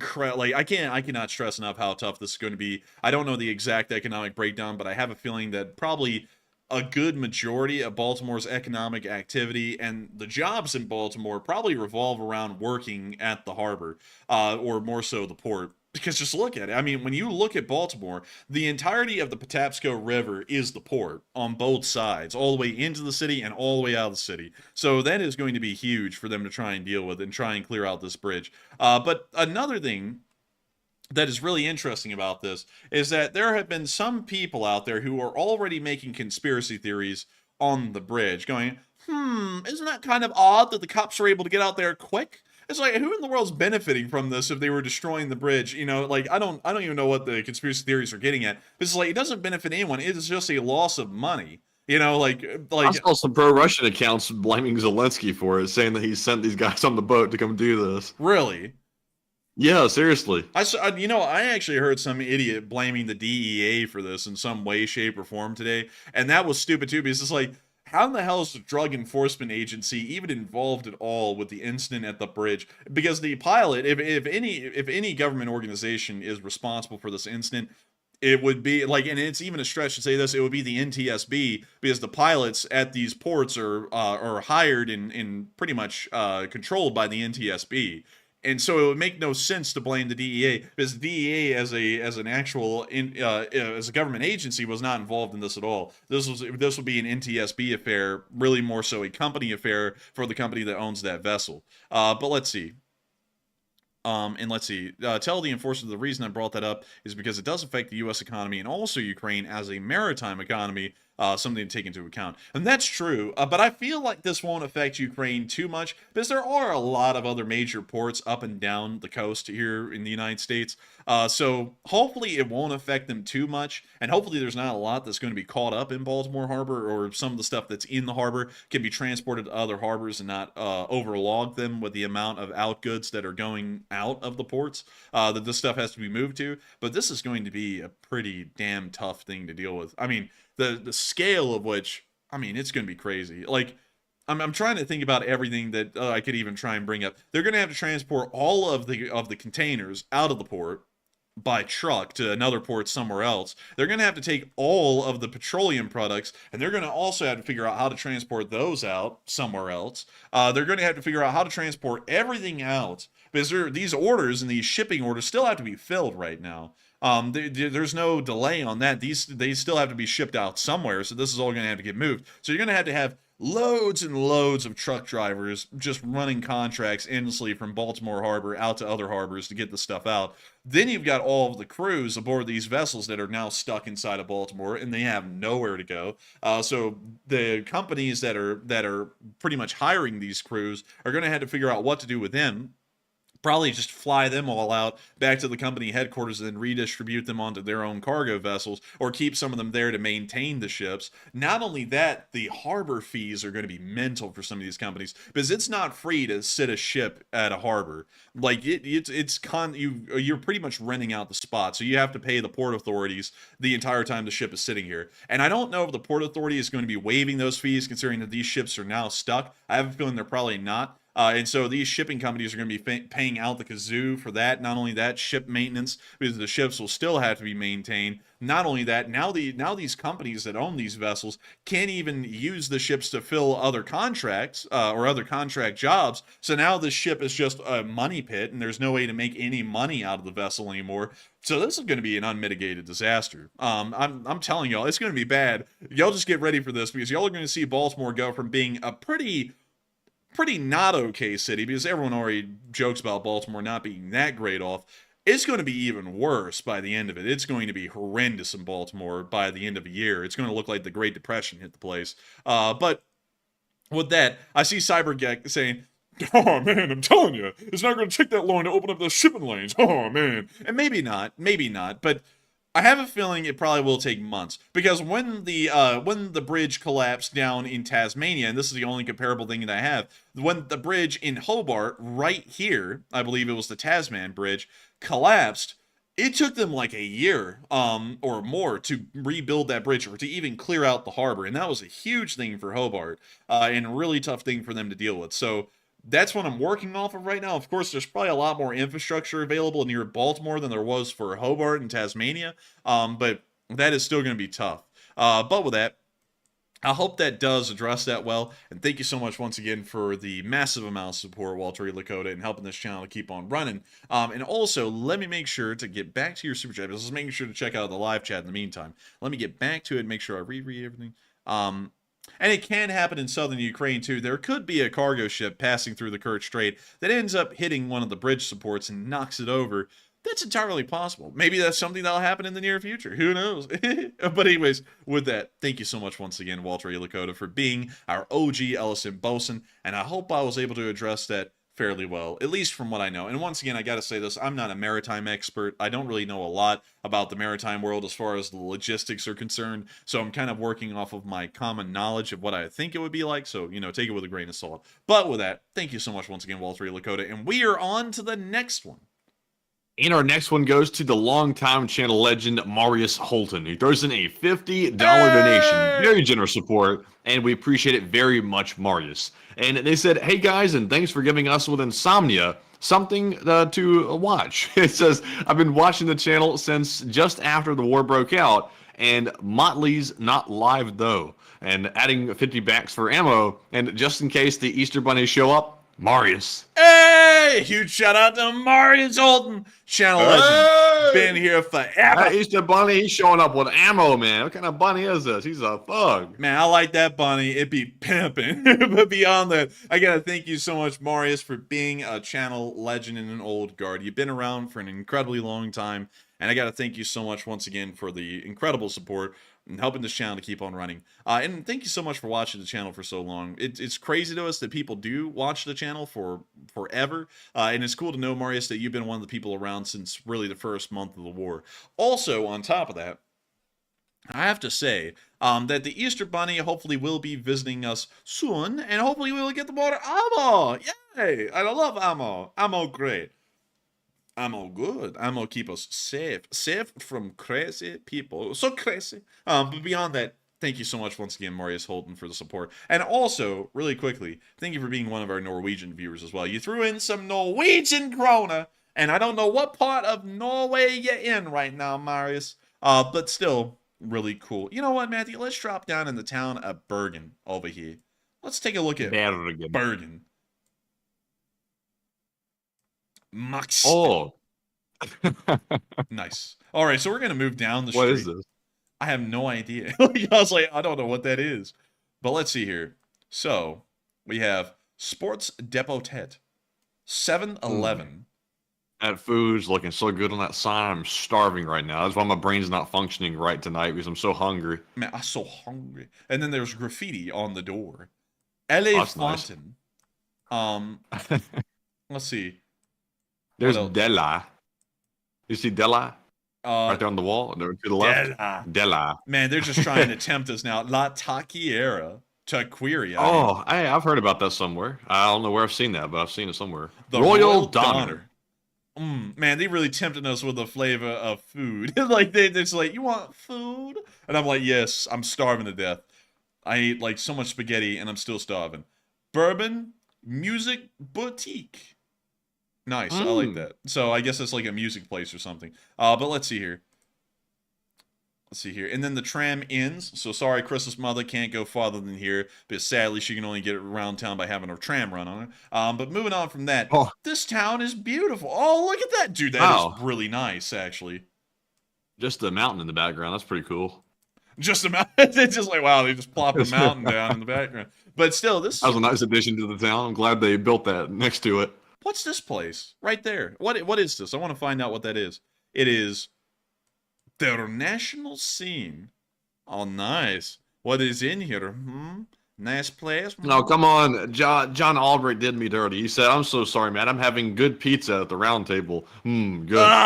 Get the hell out of here. Come on, man. He's sitting there smacking on pepperoni. Like, what in the hell is that a picture of? Look, it's Putin. And what is that's Charlie Chaplin? Yeah, you ever heard of Charlie Chaplin's The Dictator? It was made in, I think, like 1939. It was like right before World War II, actually. Yeah, it took me a minute to like put 2 plus 2 together. I was like, what the hell is going on here? Yeah, but Charlie, that was actually a really interesting movie. It was pretty good too. But anyways, interesting little place. I know this is not where you may be, Marius. I'm kind of like taking a blind guess, just dropping down to Norway to check something out. Because y'all know one thing, I love to see foreign cities around the world, and this is one of the best ways that we're able to do that. But still, thank you so much once again for the support, Marius, and being an absolute legend. If I am going to put that $50 super chat towards something, it probably will be maybe, possibly, perhaps 545 by 39 ammo, because I really need some that I can use at the range, because all I have right now is 7.6 armor piercing rounds for the baddies that might be showing up at our house. And they're not no baddies in the normal sense. But anyways, with that, thank you so much once again for the support, Marius, and helping this channel to keep on rolling, because folks like you help to make it possible. And so with that, we are on to the next one. And the next one goes to Carl with the exclamation points behind the name, and he puts in a $20 donation, along with Andy L, who threw in a $10 donation. And thank you both, Andy and Carl, very much for that support and helping to keep us running and donating to the Burrito Fund, or any type of food fund, because I'll take anything at this point. But Enforcer, what say you? I gotta thank both of you. I gotta thank y'all both so much. And I gotta thank you, Carl, and Andy L. If I'm correct, Maddie, Andy L looks like he did throw in a comment on his super chat from what I'm seeing. But thank you so much, Carl, for your $20 super chat and helping this channel keep on running. He didn't throw in a comment, but it is greatly appreciated, nevertheless, the support. And it looks like Andy L, when he threw in his $10 super chat, it says pick a live chat. Or pick an LSA in the chat. So we will make sure to get a live chat in honor of you, Andy L. And so thank you so much once again for the support and helping this channel to keep on running. And Matthew, what is the live chat? In the live chat, question goes to Digifix, who says, have things in Taiwan settled down? Question mark. Not news cycle worthy by big media, apparently. No, things really haven't died down in Taiwan. There's still airspace breaches that are happening almost weekly right now. So it's not a good situation. It's still a pretty tense one. It's just that the news decided that they kind of milked it enough and then they moved on. And that's one thing that I always find so annoying about mainstream news, is that this is an ongoing situation right here, and then they'll just drop it and they won't ever tell y'all, oh, it's still going on in the background or anything.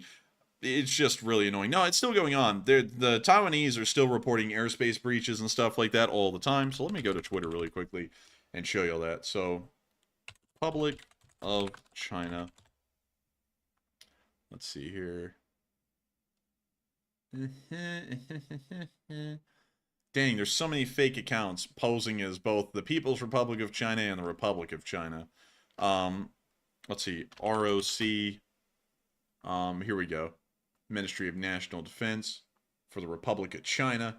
Someone's about to get triggered. Oh my god, you're calling them China? Yeah, that's because they are China. But let's see here. So, as of just 3 hours ago, 9 People's Liberation Army aircraft and 6 People's Liberation Army Navy vessels operating around Taiwan were detected until 6 a.m. today. 4 of the aircraft entered Taiwan's southwestern and eastern airspaces. The ROC armed forces have monitored the situation and employed appropriate forces to respond. So you can see that even as of 3 hours ago, there are still continuous breaches of airspace occurring from the People's Republic of China, and the Republic of China is still responding at the moment. So it's not a situation that died down. It's still going on. It's just that the mainstream news found better things to focus on, like the election here in America, because there's nothing better than just getting some drama cooked up for nothing. But anyways, beyond that, I hope I was able to address that the best I can, because it's still going on. You look at this. On the 25th of March, which was yesterday, another 13 Chinese aircraft and 7 Chinese vessels were detected and entered Taiwan's southwestern airspace and all that stuff. So it's still going on. And let's see. And I see some people saying, I've never called them. Let's see. I've never called them the People's Republic of China or the Republic of China. And that's the technical name for both countries. I know that around the world, people never get told the official names of countries, but each country actually has an official name. The United States official name is the United States of America. That's the full spelled out official name for the country. It's not America. It's not the U.S. It's the United States of America. A lot like how the South Koreans are actually the Republic of Korea. They're not South Korea. So when you go to South Korea, they don't call themselves South Korea. They call themselves the Republic of Korea. The North Koreans don't call themselves North Koreans. They call themselves the Democratic People's Republic of Korea. And both of them view themselves as the true Korea. And that's kind of the similar situation with the Chinese. Taiwan views themselves as the true China. And originally they were the true China. And so they're called the Republic of China because they have a democratic government that operates more like a real normal democratic republic. I guess is the best way to explain it, although originally they didn't. And then China, as many people would call it, is Communist China, and their official name is the People's Republic of China, or in abbreviation, the PRC. So when you talk about these two countries, they have very similar names, but they're two completely separate countries. This one is the Republic of China, which is what people call Taiwan, and this one over here, that everyone calls China, is actually called the People's Republic of China, and is the Communist China that the Republic of China does not officially recognize. And the People's Republic of China does not officially recognize the Republic of China. And both of them claim ownership over the other. So I hope that does address that well, at least as far as the question goes, and the constant tensions in the area. But still, thank you so much once again for the support and helping this channel to keep on running, because folks like you helped make it possible, and I hope I was able to answer that question as best I can. And so with that, we are on to the next one. All right, and the next one is going to go to Margaret Hemsley, who puts in a $15 donation. And thank you very much, Margaret, as always, for that support. Also being a longtime channel legend. She says, the mission boarding school I attended in the Philippines was called Chefu, after a town in China where it was first established. And the town is now renamed Yantai, and it dropped down to laugh at some names. And thank you so much for the support and helping this channel to keep on running, Margaret Hemsley. That is incredibly nice to hear. And also, let's see, it was called Shifu after a town in China where it was first established. The town is now renamed Yantai. Drop down to laugh at some name. Okay, so we're going to go here to this place. So, Yantai. Okay, so we're going to go here. So, Yantai is up here in the Shandong province of China. So, we're going to go here. And let's see if there's any little... Oh, there's bubbles. Oh, wait a minute. There's the Jifu district right here. There it is. That's actually what Margaret Hemsley was talking about right here. The Jifu district. Matthew, it's Shifu from Kung Fu Panda. So it's about a... Oh my god, get him! But anyways, we're going to drop down and say, check this place out.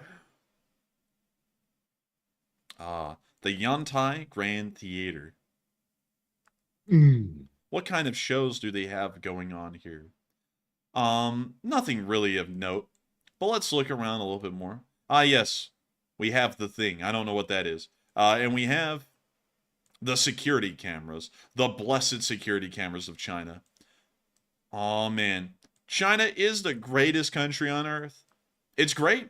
Don't say otherwise. The death fans will get you. But beyond that, Really cool. Is that Winnie the Pooh? No, it's not. That's what I mean. Oh. Is that No, Winnie he's the banned. Pooh?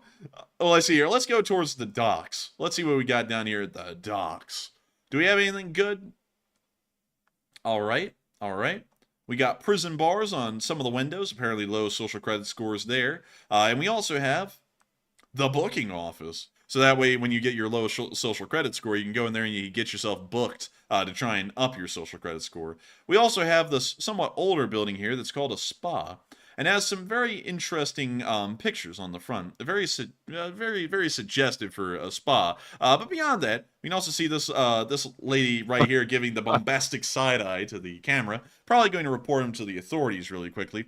And also, by the way, we can see a sign here reminding you that you're constantly being surveyed or surveilled by the Chinese government. And the camera's right up there. Man, they aren't playing with the cameras. I'm telling you, they're everywhere. And what the hell's That down lady's here? even looking at you too. It's like when the camera's not looking at you, the lady's gonna stare at you. Bombastic side eye. But beyond that, Man, you can tell she looks like a snitch. Like you can tell she's ready to run to the party leader and go tell them what's going on. I can tell her right now. oh yeah, she was a part of the People's Militia back in the day. She's ready to report you immediately. But let's see here. What else do we have? We got this place over here. Can't tell what it is. Can't tell what this place is either. But let's go to another part of town near the Tongshin Residential District. Let's drop down here. All right, so we're in front of what appears to be some kind of a train station. Maybe. Ooh, that building looks rough. I mean, that's rougher than what you'd see in Russia in some places right there. If you're living there, your social credit is like -10. You're on death row. But let's see here. This building is pretty rough. Man. Oh, my all of them look a little bit rough. Oh my goodness. Wait, are those? No. That's just the side of the wall cracking all the way down the length of it. That tofu drag got me feeling different. But let's see here. Then we got ICBC. That's like an IC in China, I'm supposing. And not really much more. We got taxis. Any death fans? Oh, Death. you haven't heard about the death fans. Death fans. Like, what do you mean? So in China, they actually in China when they give you the death penalty, which they give I think it's like an estimated 8,000 to 12,000 people the death penalty and carry out execution yearly inside of China, which is way higher than the United States because I think we carried out like 38 last year or 18 or something like that. But they carry out around 8,000 to 12,000 government-sanctioned executions per year. And the way they do it is that they have these vans that travel around China and they execute you in the back of a van. So what they'll do is they'll just drive up to the prison that you're at or your house, and they'll just tell you, hop inside. And you hop inside, they lay you down on a bed, and they kill you by lethal injection. And it is something that happens pretty commonly. The Chinese even make videos about them. Now let me see if I can pull up a picture of one of these vans. So YouTube doesn't have a problem with us talking about those? no, because there's actually a decent amount of YouTube videos out there about them. But let's see here if I can find one. Want to make sure that we can show it well. This is probably the best one I can get. This is a death van right there. It's a part of the correctional system of the People's Republic of China. They put you in the back and they snuff you, like right there on the spot. Here's a picture of a guy being led into one. I mean, they're a real deal. And like, there's actual informational documentaries that the Chinese government has made for the Chinese public to listen to about what will happen if you're a criminal and convicted and, you know, your punishment is the death penalty, what it's like to go into the back of a death van. So, pretty interesting stuff. But anyways, moving on from that and over into the area of the Fulishan neighborhood. Let's check out what the neighborhoods are looking like. What's it like up in the hood? Long live the PRC. But let's see here. What do we got? Oh, censored. Oh, oh, we got. Why is that pink motorcycle though? Like below the censorship thing. An enemy of the state. It's just what they are. Because they were censored. It's out. My Little Pony. Oh, look, it's the same kind of bus, man, that I just showed you a second ago that was used as the van, you know what I mean? No, they go from party buses to the death van on the weekends. All right, business kind of slow everyone out. All right, it's time for the death. But anyways, oh my heavens. Dude, some of these apartments. Great heavens. Oh, good heavens. Some of these apartment buildings are tough. Like, they're tough to look at. But let's see here. What else do we have over here near the Ganyu Residence Committee? They only let you look at the nice parts of China. Do you notice that, Matthew? Only the best parts of China are the pictures allowed at. Yeah, that's weird. Oh, and actually, it's not weird. They do that on purpose. They don't want you to see the bad. Let's see here. I wonder if we go out here. Oh, yeah, look at that. Let's drop down here in the Fushan district of the city. Let's take a look at this. Oh, damn. They got a P. Oh, my lord. That thing is nasty looking, dude. They need to wash that thing a little. But, ooh, dang, dude. If they picked this place to be approved for a picture, then China can't look that nice. This is horrible looking. The Yeah. bicycle doesn't even have a full wheel here. Man, you know what this looks like to me? This looks like Hanoi in Vietnam. Like, this does not look that great.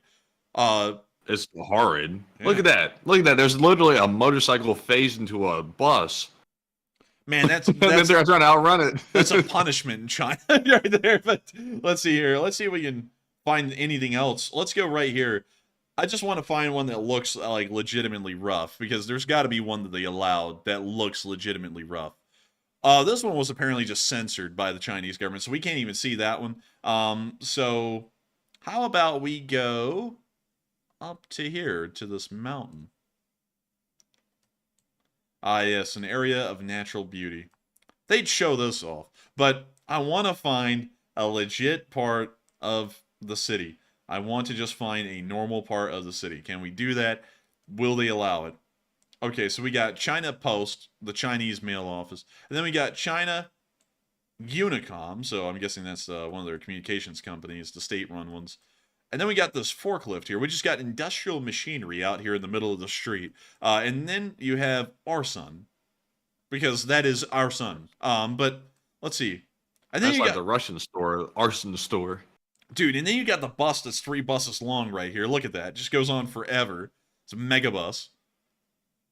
Wow. Wow. And then we got this old-ass Volkswagen. And then we got Why this. you have to dog on that thing like that? That thing is old. Like, that thing's from, like, the 80s, probably. But let's see here. What else can we look at? Maybe here.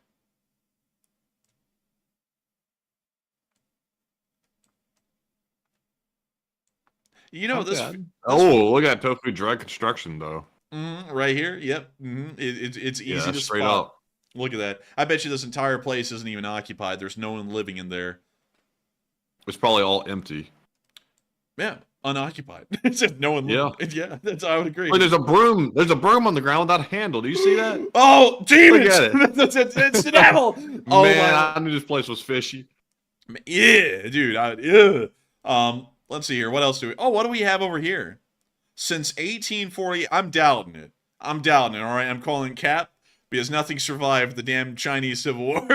So I'm calling cap on that. But let's see, what else do we have? The Xiaomi. Oh my god, dude! It's the rip-off iPhones. The Xiaomi 14. Yeah, those are actually pretty decent, but you know, I think they got banned in America because they had something fishy on it, which is not really shocking to me at all. Hey, you want some pork rice? Yeah, actually, I'll take some of that right now. Dude, I would eat that right now. Like, I really Give me would. that pork rice. Man, it could be filled with... Give me that bowl of porridge down could- there. What's dude. on that sign at the end? Man, let's see here. Some noodles. I'll take that porridge. Man, I take it. I eat it, man. You know what I mean? But let's see here. What else do we... Man, I'm telling you, man. It pisses me off how they don't let you see, like, a normal part of the city. Dude, Mog on them. Did you see that Mog with the M-O-double-G? Yeah. Oh, my lord. Let's drop down here. What is this? Oh, my lord. What happened to the ground? This poor kid's going to get, like, tetanus just from wandering around this place. What the hell is this? Man, this is like, looks like hell on earth, I'm not gonna lie. Dude, this is the place that like, now I understand the nets. You know what I mean? Like, because if this is what China looks like, that's pretty bad. I think I ran a Hitman mission up in here on that Hitman video game. Yeah. Like, this looks just like one of those maps. Dude, oh my god, this is like the Kowloon walled city right here. This is terrible. Ugh. Well, okay, so we got Samsung and Apple in one store. I'm doubting that. And then we got, let's see here. Apparently a lot of phone tech stuff in this area. We also have here more phone tech stuff inside of this building. Some shoes. And they are leading the fashion trend. I'm doubting that. Leading it. With what? Wait a minute, go on that logo again. What kind of jacket was he wearing? I ain't know what that is, man. It looks like that's not leading no fashion trend. I can tell you that right now. He's just wearing a jacket with no shirt. I don't know, man, but he's throwing up one of those secret Lao Meng communist signs with his hand right there, like with a thumb up like that. I'm telling you, man, he's a member of the party for real. But let's see here. What else do we have? We have people who are disappearing into nothingness. We have this, he's just chilling. And then we have this open air market back here. Pretty common stuff for China. And then I wish I could read some Mandarin, because that would really help out with understanding what we're looking at. Some more tech stuff, though, up top. We can tell that. This place, you can buy a car, some wine, a funny-looking dog thing. I think you can buy an abacus. And a pot of gold. They got a little bit of that, too. This place just deals in everything. They just deal in everything, including the rip-off Rolex. But let's see here. What's over here? Like a normal dollar store, I'm guessing. But they have a dirt bike out here. Just a straight-up dirt bike. Indeed. And also the Net Dragon said, you got more super chats, you know. He's right. We're deep in a rabbit hole. Yeah, we are 5-0. Dude, I'm going to go around to start naming off the English words we see. But beyond that, thank you for the support, Margaret Hemsley. Thank you so much for allowing us to take a little rabbit hole through China. At least one area, which is the city of Yantai, which actually has a whole mooping district. That's kind of that's like the next level moocher is a mooping. And so that's where you go. If you're like a top level moocher, you go to mooping district. But beyond that, I gotta send the hot dog man there. Oh, oh my lord, dude, emotional damage. But beyond that, thank you so much for the support, Margaret Hemsley, and helping this channel to keep on running. Thank you for being our Western Australian Lee Spring Army member, and of course giving us a quick, well, actually a long moment to rabbit hole on China. But with that, thank you so much once again for support. I hope that does address that well, and we are on to the next one. In our next one goes to the Net Dragon, who mentioned how deep we were in that rabbit hole, and he throws in a very good $60 donation. While my brain is, yeah, man, I am so starving. The Net Dragon put in that 60, and thank you very much, Net Dragon, for that support. He said, "Get some food," and I will. He said, "LSA," and from Ackworth, Georgia. And that brings us to a perfect point to cover this poll question, to talk about my food. If you could pick one of Matt's favorite meals, which would you pick? 54% said Five Guys bacon hamburger with fries. 20% said Chipotle carnitas bowl with guac. 16% said Whataburger sweet and spicy burger. And 11% said the Kava hot chicken guacamole bowl. And I would take any one of those so gladly right now, so happily. I would pay you back a week from Tuesday for one of these items. I'm so starving. But thank you very much, Net Dragon, for that support. And also, sorry for jumbling up my words, but the hunger is getting to me quite badly. But Enforcer, what say you? Please, sir, may I have some food? Please, sir, may I have some more? But thank you so much for the support, and thank you for helping this channel to keep on running. Sadly, the Net Dragon, Matthew's food will have to wait. He will simply starve. And he will join me in starving, because I don't know what was in that food tonight, Matthew, but it was nothing, apparently, because I'm starving to death as well. I'm not going to lie. But we will make sure to take a look at the town of Ackworth, Georgia for a brief moment. But I do want to, before we do that, thank you so much for both of your super chats. YouTube said that both of them were the first one ever, but I have a feeling that they're lying, because both of them can't be number one, because there's only one number one. You know what I mean? When you get another number one, you put them together, that's two. You know what I mean? But beyond that, I do thank you for the support and helping us to support the food fund, so that way we can eat and be merry. Because right now, I'm certainly not eating, but I am merry. That's one thing I am. But beyond that, thank you so much for the support. Long live the Lee Spring Army, and we will make sure to add that to the food fund, and we will quickly look through Ackworth, Georgia. It looks like the main street is something that I know and I am familiar with. It is the strip mall, the blessed strip mall, and Longhorn, and Books a Million. Steakhouse. Man, you want some steak, Matthew? You want some steak? I'll take it all. Man, Ackworth is looking pretty nice. What? I said Ackworth is looking pretty nice. Ackworth is looking really nice. Goza Auto Machine. I thought it was an auto machine gun. I was about to say, what? What? These two folks over here are looking for that Goza auto machine gun.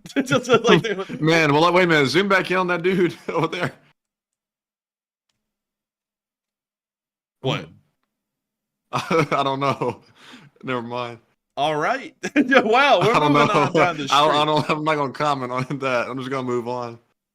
Let's see here. We got Premier Dental Care. We got some nice houses. We got the Albanian bunkers in the street. I like it. I like it. But let's see here. Let's move a little bit farther down. Honestly, this looks like a nice part of Birmingham. But that's the way the South looks. The South looks really the same all the way throughout. And there's Ackworth Station townhomes. Seen a lot of these around Birmingham. Pretty common. But really nice place. Not bad at all. Not bad at all. Looks like what I'm familiar with. What is this? The American Legion? Okay, they have an American Legion. Oh, yeah. Solid stuff. And a car lot. Buy that car. Buy Rock Tar. Let's see. Julie's Clothing Boutique. If you're running Julie's Clothing Boutique and you're watching this channel, you just got a free shout out because we're going down Street View right now. Yeah. All right, that just sounds kind of weird. We're gonna move on from that. We got a gas station. Man, you just lagged out like crazy when you said that. I just heard something strange and then it just went out. Man, that was YouTube deciding our social credit right there. It dropped 30 points because of our last segment. But beyond that, we can see promotions and t-shirts. We noticed though that this one doesn't do RIP t-shirts like Detroit does. So we are in a much better part of America because there's no RIP t-shirt services that are easily available in this area. But beyond that, thank you so much once again for the massive support, the NetDragon, in helping this channel to keep running. Thank you for supporting the Foo Fund, and thank you for letting us take a quick look around the city of Acton in northeastern Atlanta, north of Marietta. But still, thank you so much once again. I hope that does address that well. I say well. And with that, we are on to the next one. Thank you so much once again. And our next one is going to go to the B-Man, who throws in a $20 donation. Thank you very much, B-Man, for that support. He says, well, you'd think China are waiting for Russia and take a poke at Taiwan seas. Can you translate that for me, Matthew? I don't really understand what was asking. He said, well, you think China are waiting for Russia, and I think he meant to say take a peek at the Taiwan seas, I think. We did that actually just a little bit earlier. We actually talked about the airspace violations that were happening in southwestern Taiwanese airspace for the past few days. So we kind of did take a little bit of a peek down in the area, and I hope we were able to address that well just a little bit earlier. But beyond that, would y'all like to take a look at the port of Guangzhou? I would. I know, I would. Guangzhou, Bing Chilling. Guangzhou, Bing Chilling. Ooh, oh my god, this is actually bad. Wow, this is... Oh. Dude, it looks like Hurricane Katrina hit this place. This is bad. This is real bad. Like, this is terrible. So China actually showed us true China there for a minute. All right, so if they did that there, what does this look like down here near Gufu? Dude, you so Gufu. you so Gufu. You were part of the Gufu village community. What the hell? Oh, this is pretty clean, actually. What is this, like a war monument? Hang on. So...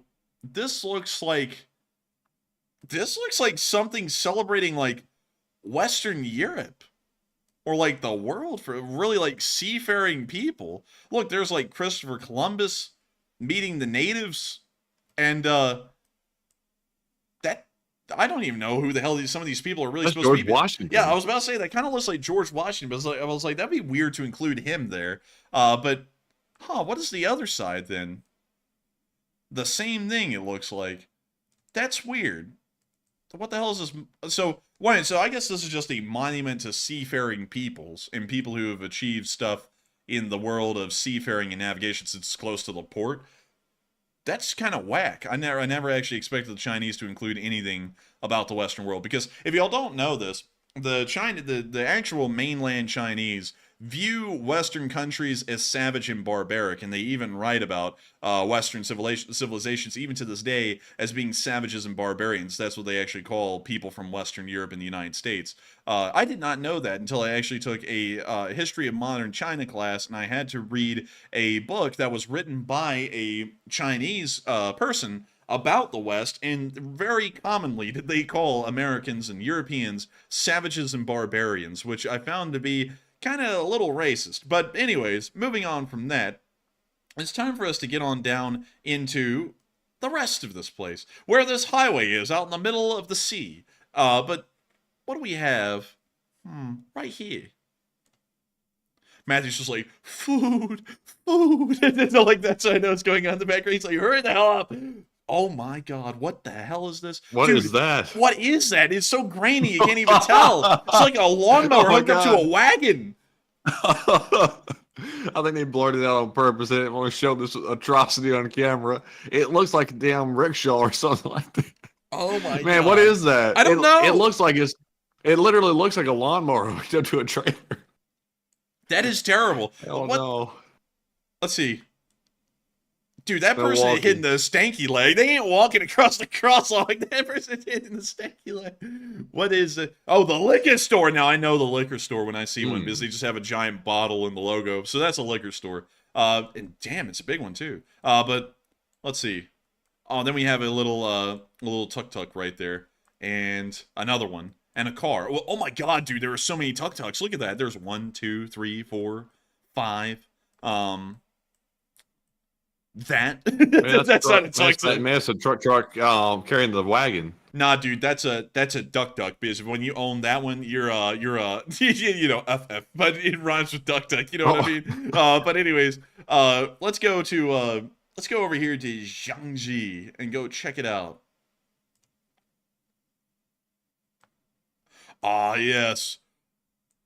Sharks fear these fleets. The sharks fear these guys because this looks like your average shark fishing fleet right here. They're going to go out there and they're going to make sure that the snow crabs know what's up, and they're going to make sure that the sharks live in fear. Why the hell does this almost look like paramilitary with the kind of vessels they have out here? Man, these boats look like absolute garbage scows. They really do, man. These are the kind of boats that come sailing up onto the scene going, Yeah, you know really. what I mean? Like, these are bad. But you know what's even worse is what's back here. Oh, my Lord. Ugh. Ugh. Look at those guys hiding out right there next to that wall looking fishy down there in the corner. You see, though? Dude, they're looking up at that camera going, we need to report this to the authorities. Like, they're like, oh, wait a minute. This camera is called the Zhejiang Fishing Harbor Supervision something. So it's apparently like a surveillance tower that we're getting a look at. Report a problem. It's just that the communist Chinese are picturing their own stuff. Not permitted. Oh my God, dude. Look at this. It's an endless horde of these fishing ships. That looks horrific. It looks like a bunch of lumber. Yeah, that is... I've never seen anything like this before. Can we get another picture? From here... This picture was taken by Shishi and is showing us the Shishi conditions of this port. Oh my goodness. Oh my God. This is a literal dump. There's some more people on the ground. Is that the same two that were in that corner a minute ago? I have a feeling they're the Port Authority guys going around and like taking pictures of this stuff.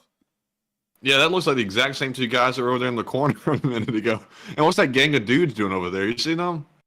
Look at this. This is some fishy stuff going on. There's talking. Man, this looks like some kind of like meetup, like a gang meetup or something over here. This looks fishy. Dude, down at the docks, dude, that's exactly where the gang would meet up. You know what I mean? Oh my goodness, dude. This is some kind of a uniformed fleet that is all involved in fishing one kind of a fish or something like that. Because the way that each ship looks, I mean, it's the same paint job on each one of them. So you know they all got to be a part of some sort of a uniform fleet that does one thing. These guys are either out there fishing out all the snow crabs, all the sharks, or a certain kind of a fish. And they just go out there and wipe out entire ecosystems with a fleet this big. I mean, that's unbelievably large. But let's see. Shishi CI, the aged welfare house. What the hell's that name? Like, what is this place even? This is just whack. But beyond that, I do thank you so much once again for the support and helping this channel to keep on running. So that way we could go over here to Guangzhou. I hope we were able to cover the Taiwanese thing a little bit, but I hope you found our little trip through Guangzhou more interesting. But with that, thank you so much once again. I hope that does address that well. And with that, we are on to the next one. And the next one goes to Wilness LSA Latvia, who puts in a very generous $100 donation. And thank you very much, Wilness, for that very generous support. The largest super chat of the night, actually. And thank you very much. He says, yo, bros, good morning. Just woke up. Oh, dang, just woke up. It's 11:36 p.m. for us. That's crazy. Good morning. He says, sometimes I play DayZ all night. LSA, greetings from Cesis, Latvia. And question from the enforcer to Matt. And thank you so much for the support. And it's time for us to take a look at Cesis in the Cesis municipality in Latvia. Where are we? There we are. There we are. And let's drop down. Oh, this is actually nice. I like it. It's got a quaint little feel to it. What's this? Is this a war memorial?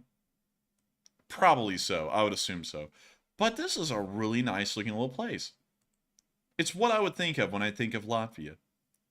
Pretty. You know, shipping to Latvia is insane because I had to look into shipping for Wilderness when he wanted a flag, and it was absolutely bonkers. It was like $400 or $500 from UPS or something, and USPS wasn't much less than that. It was wild, and that's why our store wasn't set up for Latvia. That's why I figured out they don't do that because shipping is so crazy. Dang, I don't know why it's that crazy, but hey, at least it's wild, man. Apparently, there's not a big delivery network in Latvia. But you know what they say, Matthew? Apavi Vasai Gemini. You know what I mean? Like, it is what it is. But beyond that, really nice place. All jokes aside, I like this place. It's really pretty. Maybe one day we'll be able to travel out there to Latvia and see this place for ourselves. But beyond that, good morning to you. I hope you had fun playing DayZ. I've tried to play DayZ before, but it was just too difficult for me. I died so many times that I got bored and I quit. And I never went back. I was like, I'm never coming back to this. But still, thank you so much for the massive support, Wilderness, and helping this channel to keep on running. Because if it wasn't for folks like you, we wouldn't be able to make this channel possible. And so we will make sure to grab a question from the live chat. And so what do we got, Matthew? And the question from the live chat goes to Jin Chu, who says, did you know that North Korea got a little building in New York near the UN building? Yes, I do. They do? I do know that. I wish I knew exactly where it was. Let me go type in the UN building. UN building. Building. There it is. There's a UN building, and then they have like a little building somewhere. Damn, where is it? Let's see here. It's somewhere right around here. It's literally like right next to the UN building, from what I know. Man, dang it! Oh, let me go type it in. North Korean. The UN Plaza Grill, kosher, and lots of money signs. It must be expensive as hell. Damn, bro, that is. I've never seen that many money signs. What? How expensive is that? I've never seen 4 money signs on a restaurant before like that. We got to check this out. Oh, it's really fine, expensive. Donnie. Yeah, this is really. You can already tell. Wait a minute though. That food. Oh, that looks good. That doesn't look good. Whatever this does. Delicious branzino. I'm doubting that. What the hell's branzino? I don't know what a branzino is, but I wouldn't eat this. Wait, hang on. Look at that. Wait, they can't even cut the lemon right? Like what's up with that? You like it?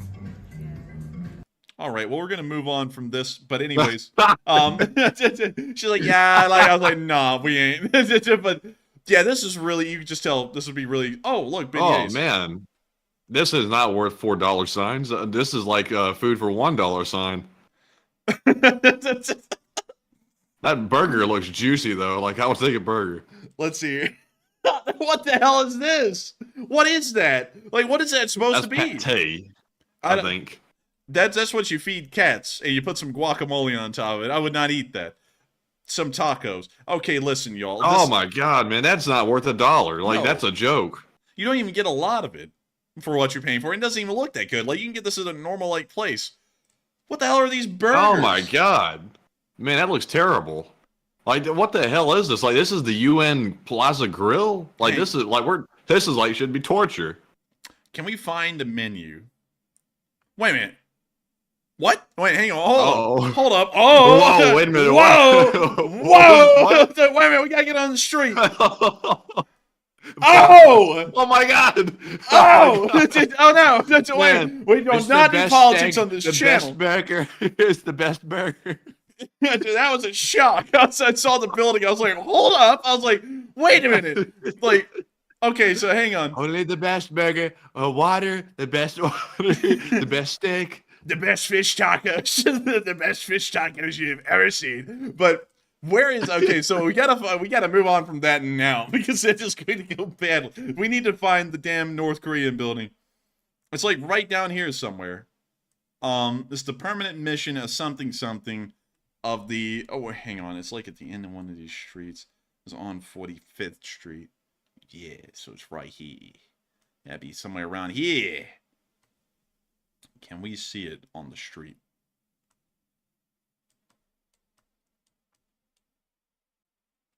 I'm doubting that the North Korean Friendship Building is here. No, actually, it is in. Well, where the hell is that building? Okay, hang on, y'all. Oh, sorry, it's right here. This is where. There it is. The permanent mission of the. That's not North Korea. So North Korea shares the building with like a whole bunch of other tenants, apparently. But there's a permanent mission for the North Koreans in this building right here. This one right, where the hell is it? This one right here. Somewhere in this building is the North Korean mission. So that is pretty interesting, pretty whack. Where's the UN building from here?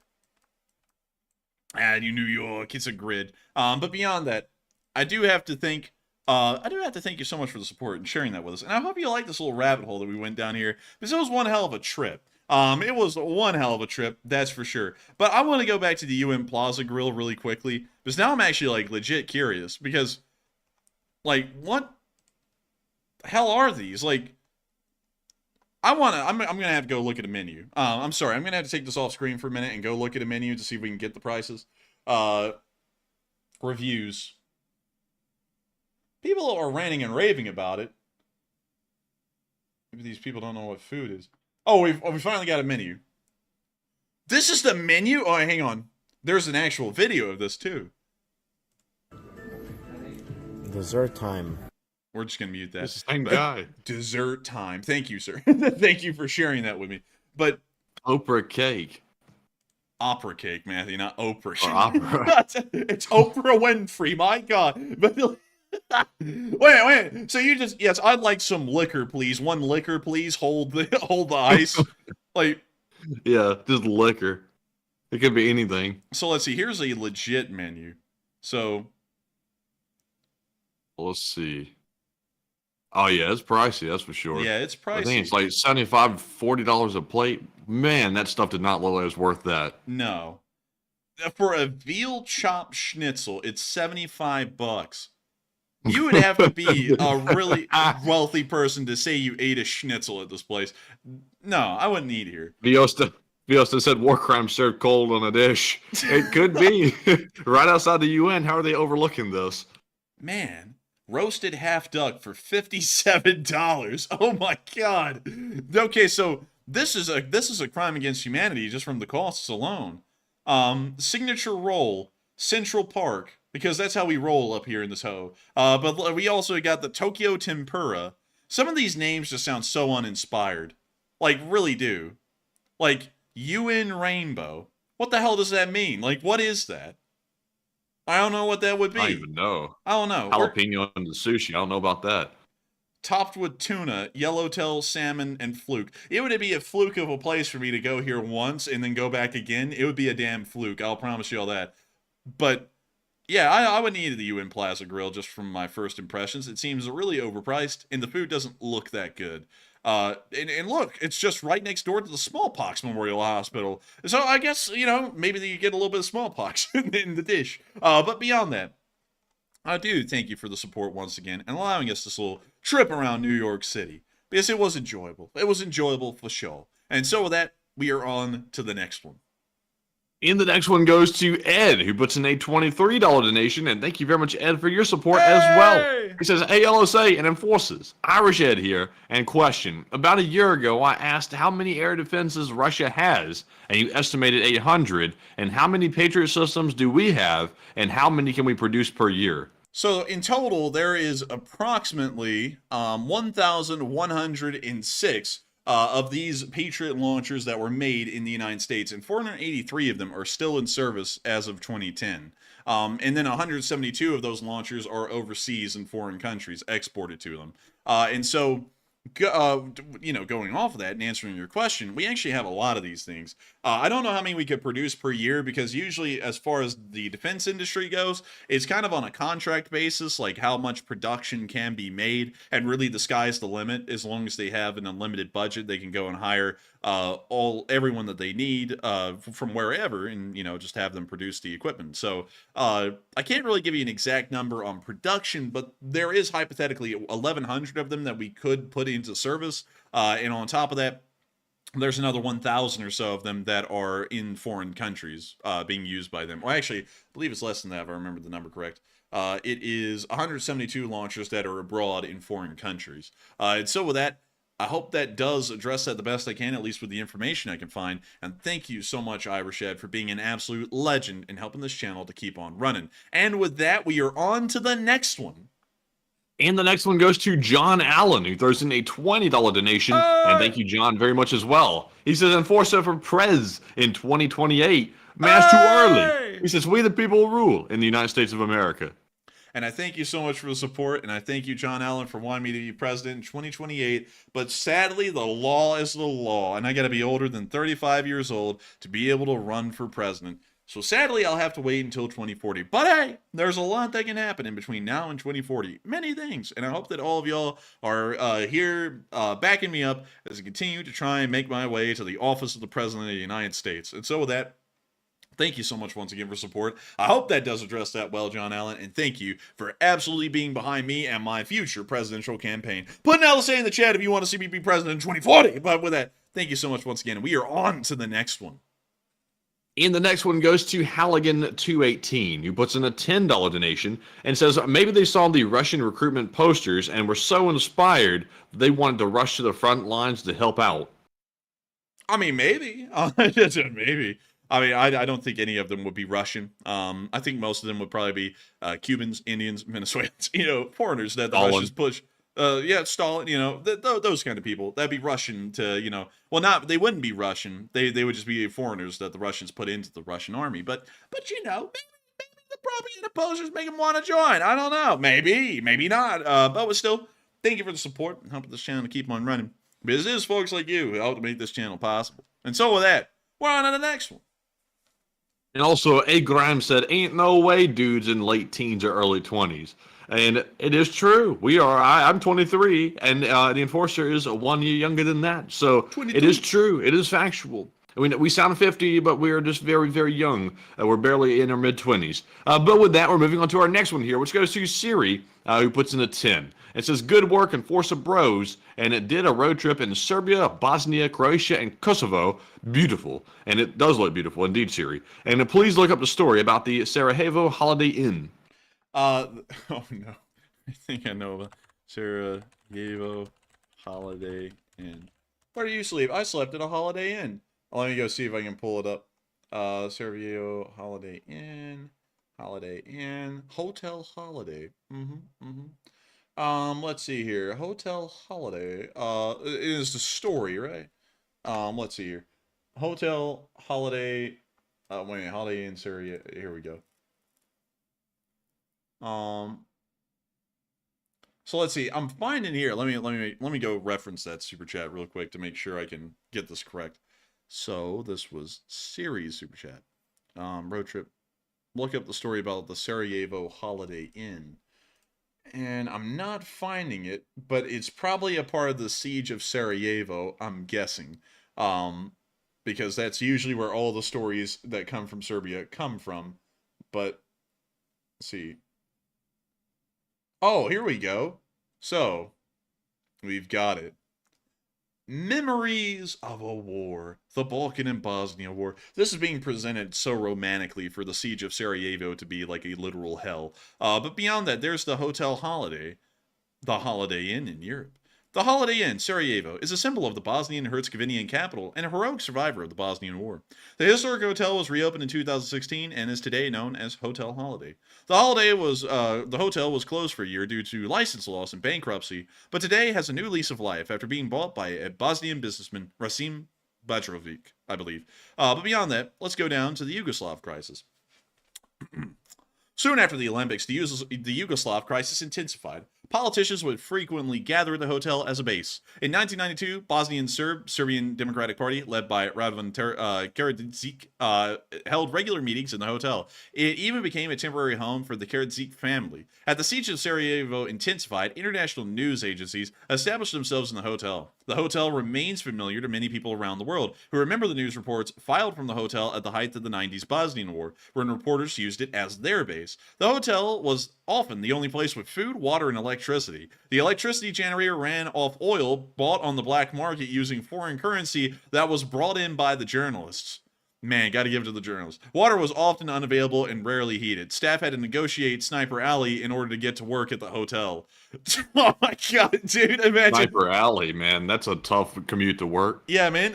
Let's see. I'm going to go down Minefield Street to get to my job. But anyways, the siege of Sarajevo, the longest siege of a capital city, lasted over 3 years. The hotel was hit by shells hundreds, if not thousands, of times. Yet, in comparison to other buildings along Sniper Alley, it was relatively unharmed. It was believed that there could have been an agreement between the Bosnian government and Serb nationalist forces to spare the hotel.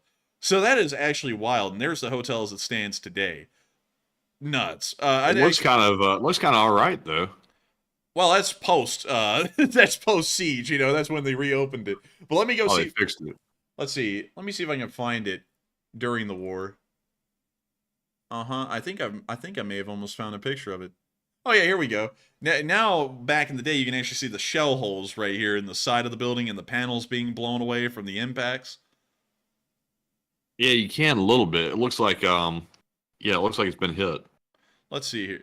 That's it, dude. It looks like it was hit. Yes. But let's see. The inside was nice. Oh yeah, it's actually really nice in there. Cool. I like it. I'll stay there as long as there's no war, Sniper Alley, or anything going on. Man, imagine us being out there. Excuse me. You're just trying to make it through. Okay, thank you. And then you make it on through without getting shot. But anyways. So, thank you so much for the support, Siri, and helping this channel to keep on running. And I hope we were able to address that story fairly well. And with that, we are on to the next one. And the next one goes to Big Snack 100, who puts in a 10. And I tell you what, a big snack would be good. And it says, alt theory, Belarus purposely messes stuff up so that the war ends sooner. But realistically, he's just a J/A, also Marmot gang. And we want Marmot. Can we have a plum, Alan? Oh my goodness. We can have a plum. We can. Matthew's like, for the love of God, I'm dying. I'm dying too. A Marmot.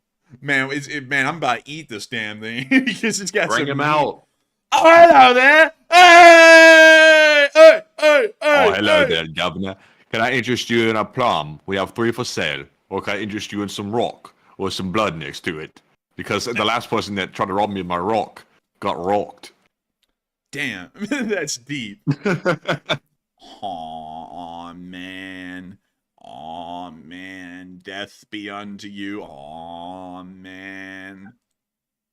Shut the hell up!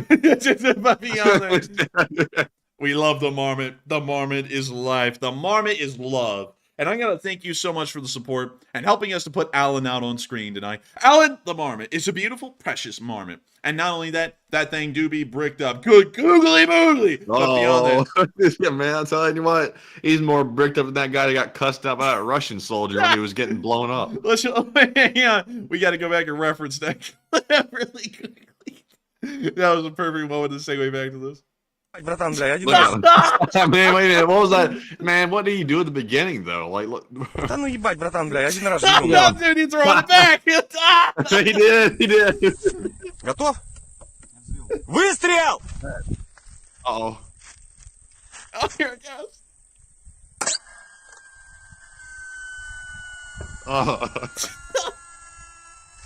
Уходим. Да ты заебал, блядь, в смысле уходим, ёб твою мать! And then there's muzzles all with all the broken glass all over the ground for no reason. Oh my god. Oh my god. Oh, I actually was coughed up a lung like 9mm blowing the lung out of the body. But that, oh my god. Well, I hope y'all enjoyed seeing the Marmot, because the Marmot was a pleasure tonight. But beyond that, thank you so much once again for support and helping this channel to keep on running. And I hope they just addressed that quite well. But with that, we are on to the next one. And our next one is going to go to Pterosaur, who puts in a $10 donation.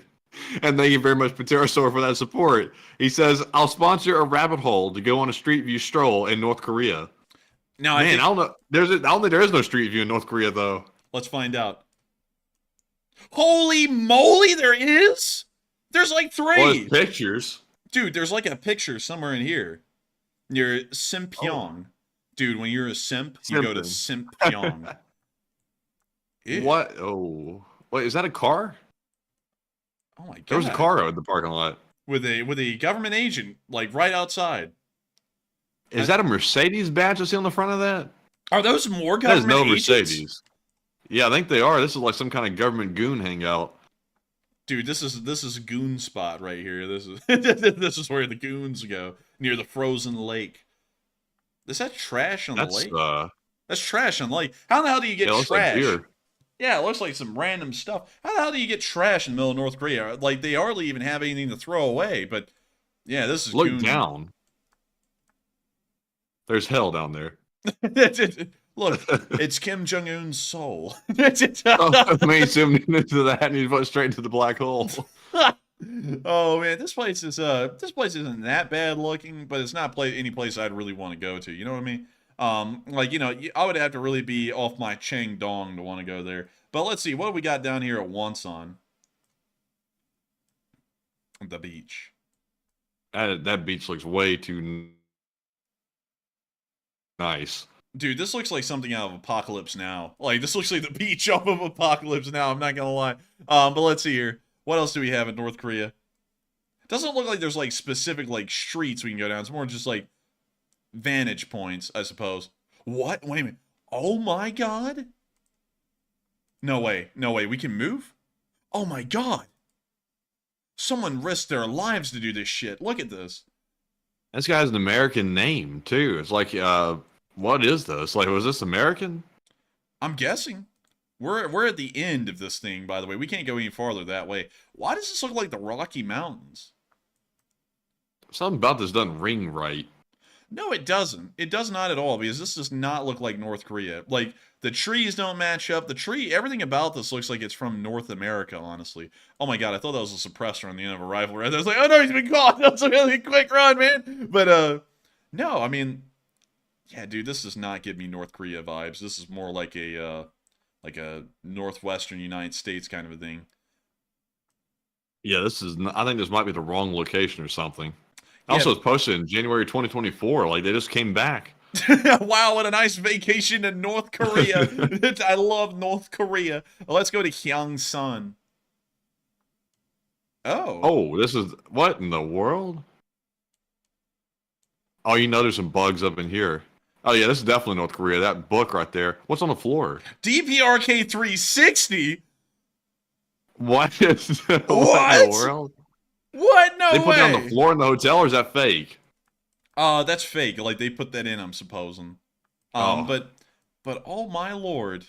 What you look at? Oh, there's the bug. Look at that! Look at that radio bug device right there. up Like, it's right in, yeah, really. it's in the freaking table. That's a whole transducer and transceiver and everything right there in the cabinet. It's for your radio listening pleasure for the Korean government. But look out there. Dude, there's no air conditioner to speak of. Do you notice that? There's like no vents in this room. Oh, wait a minute, there is one right there. Oh, there's a crack already. It's got a nice crack in the wall. Yeah. Oh my lord. Dude, let's see look at the calendar oh my God, so you dude, can see what day it was. They have the weird month structure, I think, or the year structure or something. Like, it's not like 2024 for them, it's like 97 or something like that. But anyways, bizarre. Well, they got some fine china in the room too. Like, zoom in. I think it's like some liquor. Oh? Yep, they give you something. Bro, they give you that Henny. Hotel. They give you that Henny up in here, you know what I mean? But let's see here. Also, Matthew, I'm telling you something, man. After you drink that North Korean Henny, it got you feeling like Puchkin no Don Jagu, you know what I mean? Like, you really feeling it that day. But let's see here. All right, there's got to be something else up here. Okay, so we got another one up here. Oh my God, dude. Infrastructure in North Korea is like terrible. Man, this thing hadn't been fixed. Look, the railing doesn't even connect up with one another. Well, that's a picture glitch. I know. But, ew. Dude, I wouldn't want to ride over this bridge. I feel like this thing would collapse. Yeah, it probably could. But it might actually hold up decent. Like, this is actual concrete. That's concrete. But let's see here. Let's see. Oh, dude, we got one up here at Rason. That's like Razon. That ain't, no, damn it. That is Switzerland. This is not North Korea. It's the same person. Yeah, this too. guy. It's a pink helmet. This guy is throwing his crap down from Switzerland here into North Korea. That is not North Korea. I was right on the money. This is not a Northwestern America either. This is Switzerland, as you can tell. So. Look at that cabin. They don't have cabins like that in North Korea. That's exactly what I'm saying. Like, it's just like, do you think they have that? No. But let's see. Let's go to Samjiyon. Let's go. Oh my God! This. Is dear! This is like some horrid, man. This is like horrific. This is like the back rooms down here, bro. It's a great leader. I love you, great leader. I love you, great leader. This is a Gao Bong Hotel. Oh, this is the check-in. My goodness, man. This is like going back in time or something, like 19, like, I don't even think there was a time that looked like this. This might be from another, like, world or something. Man, look at that. It's dark down the hallway. Like, look back through those doors. This is the back rooms. Man, this is the like, back no, rooms. I'm not walking through there. And go turn to the right. Like, look down the other way. It's dark over there, too. Man, this is like if you like died or something, you show up in a place like this, you've ended up in the wrong spot. Man, this is what they call purgatory in some circles. This is, oh my God, man, this is like nightmare fuel right here on this thing. Dude, the only thing lit in the room, the only thing they're wasting electricity on is this one portrait. Like, everything else is dark. No lights to speak of. Also, oh my God, they actually put his gut in the painting, dude. Like, geez, Mr. Lunchtime over here. Like, you would think they'd thin him down a little, you know? But anyways, ugh. And then you got the government goons over here. They're like, this one's actually like transcending reality. He's about to go into like the fourth dimension or something. But let's move on to the next place. In near Hillsong. Oh, look, we got North Korean bot. We got North Korean bot, man. What? They Where? said shut up, you propaganda. Where? In the chat. Which one? It says Maximus. It says shut up, you propaganda. When we were talking about the dude, it said Kim Jong-il, shut up, you propaganda. Dude, it's the over energetic Korean news lady. But what the hell is that? A petroleum tank out there that they just got? Dude, this jackass. This is whoever not North Korea. This is like Florida. This isn't even North Korea. This is like whoever's doing this. It's Florida. Yeah, this is. Look at this. That's America. Oh yeah, man, this is definitely America. They don't have Chevys in North Korea. Yeah. No Silverados and Raptors. They don't have that. And they don't have anything like this. Get the hell out of here. All right, so next thing. Oh wait a minute, he put that in China. Someone's just like trolling the Google Maps these days. But anyways, let's see, what else can we find? Mad respect to him. I don't know how he got that to happen, but we're gonna go to Hong Soon Ri. Man, Peter Summers said in the live chat to the bot, it said, shut up, you propaganda. He said, shut up, you mouth. Oh, I'm dying. Dude, look at this highway. Oh. What in the hell is that thing above it? I don't even know, dude, but it's like pink and it's ugly. All this stuff is like nightmare fuel in North Korea. Like, this looks like some backrooms bullcrap, too. Lukashenko. And look at these guys. That guy's got a cigarette. Dude, it's freaking Lukashenko right there. It's literally him. I'm going to go invade the politics in Belarus and make a bridge to Kaliningrad, you know what I mean? I'm going to talk to my And pet his dog. I'm going to talk to my fat general as I pet my pooch and ask him what we can do. But oh my goodness, I think that's all in North Korea I can handle. We already know what Pyongyang's got because it's just going to be the big monuments, like the Yanggakdo International. Oh my God, this is, oh my God. Yeah. Oh, this is where they execute you, like looking at the river, down the river, so that way you can recognize how much you love the party, and then they execute you. Like, this is a spot. Like, this is where they do. They've never discovered pressure washers in North Korea, I don't think, ever. No. Dude, you put down that concrete, it's last. Like, no cleaning. Oh my goodness. This is the only nice part of Korea. Like, North Korea, that is. Dude, look at this woman over here. She got the whole piece. She's got the pistol out, too. Jeez. Man, that's wild. She's literally got the pistol and she's aiming it out. Dude, I like how these people just look like they're actually moping around. Like, they don't even look like they're really, like, walking with purpose. Just kind of, "Aw." You know, dude, every single one of them goes around going, "Aw." This all day. That's what they look like to do. And then this guy over here, man, he's got the baggiest of pants. So, I mean, like, this guy's pants are like 4 sizes too large. He needs to get them smaller. But what is? You can tell he's a government goon, though. The way he was looking around, he was eyeballing people. Dude, man, he do have that posture, though. You know what I mean? He does. He's ready to throw it down. Man, but look at this. Like look at this over here. It goes from woman with the piece to woman with the bouquet, followed by Ping from Kung Fu Panda turned human, and then a little girl or something like that. Like, I don't know what the portraits are supposed to represent here. Because you got straight violence on one end, and then you got, like, romance on the other. So I don't know what this building is really supposed to be. But beyond that, it kind of looks like Kim Jong-un's palace, you know what I mean? Like, just kind of, like, a little bit farther away. Because here, like, I'll show y'all. Here is Kim Jong-un's palace. So there it is right there. That thing's kind of ugly. I don't know, maybe that's just me. But I mean, I was speechless. El Pollo Loco? Huh? A chicken restaurant. Fast food chain outpost known for Mexican classics made with fire-grilled chicken. That doesn't sound very North Korean. Click on their website. See what happens. Hold up, I gotta take this off just in case it was a troll thing, you know? And so let's see. El Pollo Loco. El Pollo Loco. Oh, it's a legit place. They really got. Is it North Korean? It's a fake marker though, because they don't have a North Korean location on the website. So sadly, not real. But that would be funny if it was right by Kim Jong Un Palace. Maybe that's why he's so fat. But but beyond that, we're getting down. Oh my goodness, that looks like it's falling apart right there. Can we see this? That does. Nah, we can't see it. Oh my god, everything's like falling apart back here. Ooh.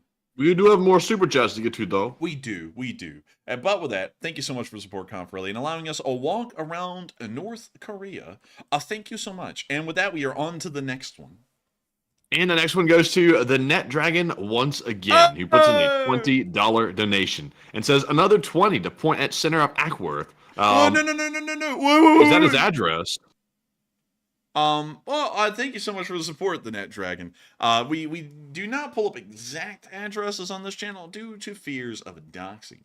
But I do thank you so much for the support and helping this channel to keep on running. But we want to make sure that people are as safe as possible. And so thank you so much once again for support. But sadly, we can't go look at that exact address. But still, we greatly appreciate you helping this channel to keep on running. Because folks like you help to make this possible. But with that, we are on to the next one.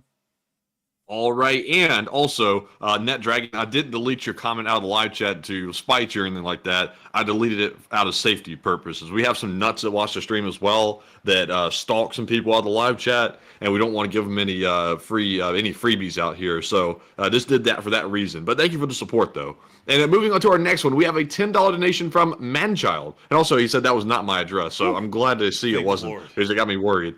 But now up next, we have that 10 from Manchild. And he said, great segment. Great work, fellas. And never forget, BMP have little wee-wee. Oh, well, I thank you for the support. I thank you for enjoying the segment, and I'll hold comment on that one. But still, thank you so much once again for helping this channel to keep on running. And with that, we are on to the next one. And also, now that we know it's not his address, do you want to go back and look at it? Yes. What was the address that was posted? It is 4784 South Main Street, Ackworth, Georgia. There we go. Let's check it out. All right. It's literally Main Street in Forsyth. You are freaking out over nothing. Oh, look at this. Isn't this cute? Look, oh, dude, look at that. Oh, that's cool. That's really cool right there. But let's move down the street. What is this? It's like someone's house now. No, it's not a house. It's like a business or something. But that's still really cool. And then you got Ackworth Automotive. And you got the pool partners right there. Not bad at all. I like this. Oh, look at that. Flavors of Hawaii. And nice. Oh, como my means come inside. All right. Thank you for That's what's on the sign, man. Just repeating it. Man, you said that like a weird way. You said, como my. That means come inside. I was like, what the hell? I was like, why? It sounds weird, man. It's just a statement. I don't know. But Nibbles Grill. Wait a minute, what? Bro, you gonna go to Nibbles? Bro, best food, $2. Best food, $2. A $2.50 hamburger. They might actually be right. I mean, that might be some pretty good food. That sounds good to me. No Any train food horn. is good. No train horn. Yeah, it's a problem there. No train horn. Stop. Okay. But let's see here. Ferguson Family Chiropractic. And then we got House and Locksmith. And we got Chose and High Tower TV. Oh man, sometimes I wake up and I have a heaviness and I go, hi heaviness. And heaviness goes, oh, you're gonna get it real good today. Oh man. But still, I like this place. And thank you so much for sharing the main street of Ackworth with us. We'll also drop down here because this is a legit main street right here. Really nice. I like this place. I'll give it an 8 out of 10 on the Southern City scale. But still, thank you once again for the support and helping us to keep this channel running, because folks like you help to make it possible. And so with that, thank you once again. I hope that does address that well. And with that, we are on to the next one.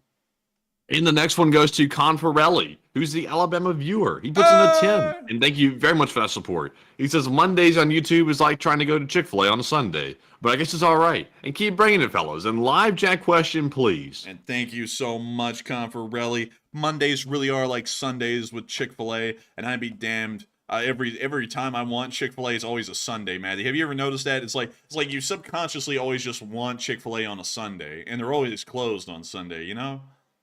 Yeah, people always want what they can't have, you know? Yeah. Sad. But beyond that, thank you so much for the kind words, Confarelli. And we will make sure to grab a live chat. So what do we got, Matthew?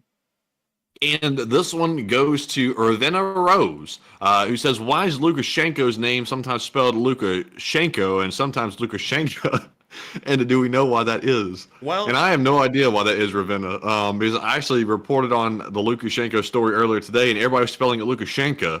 So to just like make it simple for me to remember all the stories in a row and not get mixed up, I just went with Lukashenko. But I'm like, what the hell is Lukashenko? I thought his name was Lukashenko. But Enforcer, what say you? Well, it depends on what he's doing. It's kind of like past and present tense.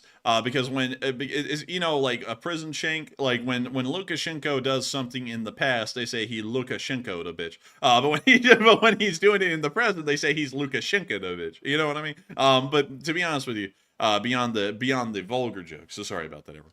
I actually don't know what is up with that, because I remember it being Lukashenko, and then it's like the damn Mandela effect. Now it's Lukashenko, and I don't know when the world happened there. But with that, I thank you so much once again for support and asking the question that really counts. And I thank you, Confarelli, for sponsoring that live chat. And so with that, we are on to the next one. And the next one goes to Jenna, last name Tolls, who puts in a 10 and says, feeling clammy. Oh, all right. Well, I thank you for the support and helping this channel to keep on running.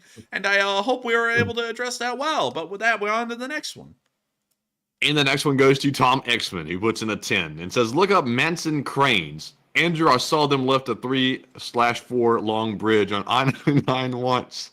There's ho for Baltimore. There's hope. There's ho. You meant to spell hope. So he literally, okay, he spelled it H-O-O-E. So just make sure I didn't mispronounce it. I actually said it right, but I think he meant to say hope. Man, there's ho for Baltimore and plenty of it. but here's one of those cranes actually lifting up a bridge span. Pretty cool. I actually didn't know these things existed. Chris's mom just came to town. Man, there's ho for Baltimore and plenty of it. Spread it around, fellas. Chris's mom is here. And where she came down, they called it Fells Point. And they still call it that to this day. You can also find yourself a nice Blue Moon Cafe and a Kaipo Ramen. But beyond that, thank you so much once again for the support. And thank you for sharing that with us. And that's pretty cool. I actually didn't know about that. And I'll have to look into that a little bit more. And with that, thank you so much once again. And we're on to the next one. And the next one goes to Uncovered Cube, who puts in a 7. It says, if you are neutral in situations of injustice, you've chosen the side of the oppressor. LSA.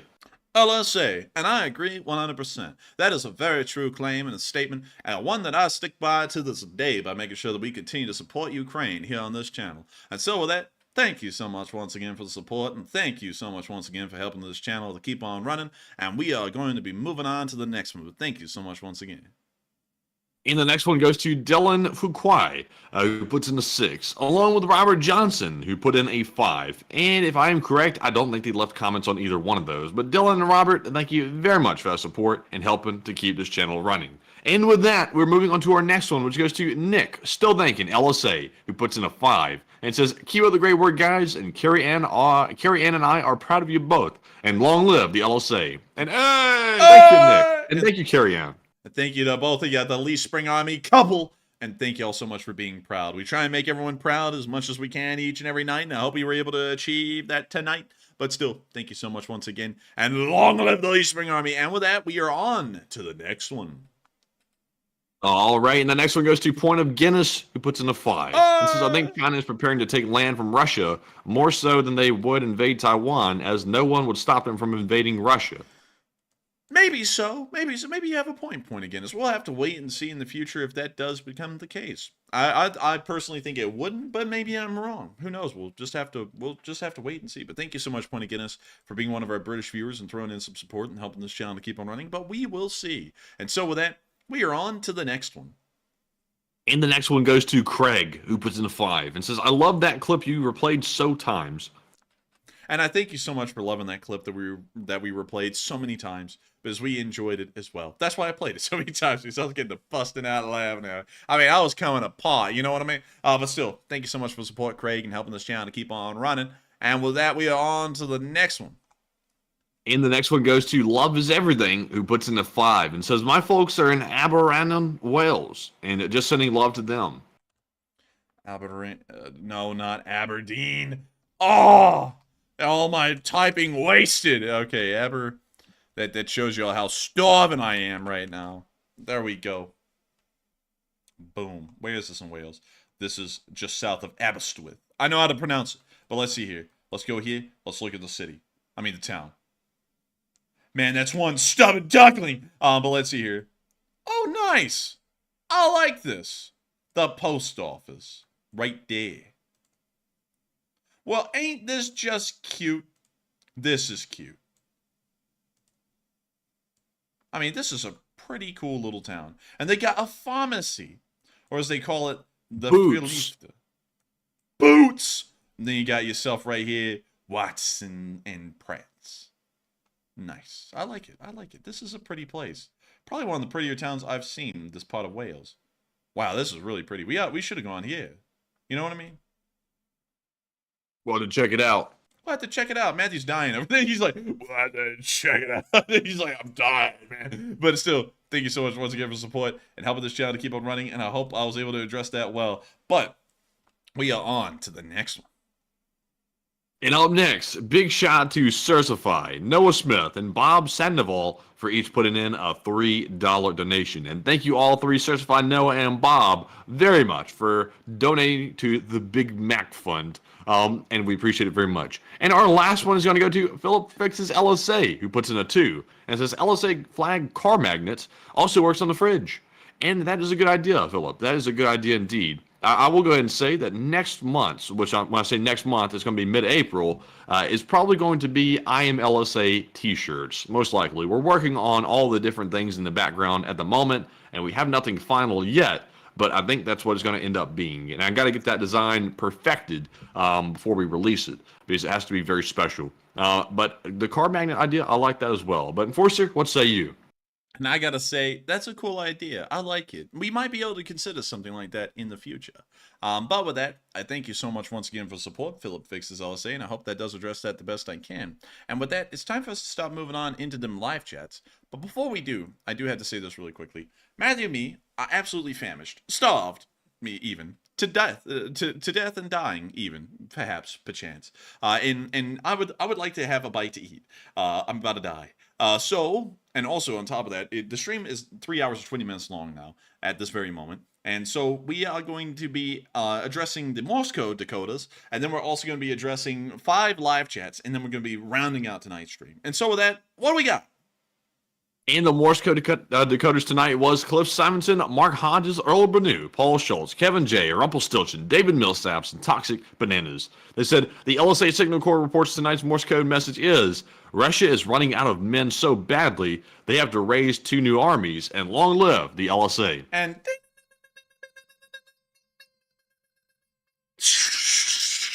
That's the sound of money. And y'all hit that dead on the nail. That is the jackpot of the night. Y'all hit that Morse code message like it was a freaking bomb. Boom. But still, y'all get the dead on the nail. Congratulations for getting that correct on the 762nd day of the war. And y'all just keep on hammering them out. And so with that, I hope that does address that well. And with that, we're on to the next one. And this one goes to Philip, who says, do you guys think Indonesia will side with the U.S. if a conflict with China breaks out? Most likely so. I think they would. Because they seem to be a little bit more Western aligned than most people think. There we go. There's Indonesia right here. Boop. There we go. Yep, that was Indonesia. Okay, I had to make sure. But with that, I hope that does address that quite well. Because, I think they would side with us. There's really no good explanation rather than they're kind of a little bit more Western aligned than Chinese aligned, at least in my opinion. But with that, we are on to the next one. And the next one goes to Melissa Renee, who says, did you see Lukashenko has undermined Putin on the claim people ran through Belarus to get out? And what effect do you think it's going to have? We actually did cover that earlier in the stream. Great question. And I think the effect it's going to have is that it's going to start throwing a wrench in the Russian story, because now Lukashenko came out with a completely opposite one and has not rescinded the story either. He just stated it and left it as it was. So it's probably going to start causing some confusion and really make the Russian position less concrete, at least on a Russian perspective. But with that, I hope that does address that well, and we are on to the third to last question of the night. And this one goes to Dead Cow. Dead Crow, who says, what high-flying object just broke up over Russia a couple of days ago and caught on many videos at night? U2 or SR-71? I gotta tell you, Dead Crow, I think the SR-71 has been out of action for a good minute, but it could be the U2. I would doubt that it was either of them. But if I had to go with one or the other, it was probably... It had to be the U2 between the two. Yeah, it would have had to have been the U2 in between the two of them, because the SR-71 has been retired for decades now. So probably the U2. But I'm honestly doubting either. But with that, I hope that does address that fairly well. And we are on to the second to last question of the night. And this one is going to go to first name, last name, who says, is there a law in the U.S. that states during a time of World War that election can be postponed? No, there is no law. Elections will be held every 4 years according to the Constitution. Well, elections for the president will be held every 4 years according to the U.S. Constitution. No exceptions. There is not a single exception in the Constitution to that. So if there is a war on, the election is still going. And I think that's the way it should be. Like, Ukraine can do whatever they want, and their constitution has their own deal about how that works in wartime. But I believe that the election should never stop in America. They should be held every 4 years, because that is a God-given right of an American living in this country, which says that it's a democracy. I know it's a republic, but that is a form of a democracy. So it's a democracy. But that is a God-given right in this country, is to be able to vote. And if there is no time for an election, then the right to vote doesn't even matter. So it has to be every 4 years, and that's how America works it. So with that, I hope that does address that well. We are on to the final question of the night. And so, who is lucky last person to throw in the lucky last question of the night? And that viewer is a W13RD guy, who says, what do you suppose would happen if we found out that foreign actors hacked a ship's systems and made it crash into a bridge?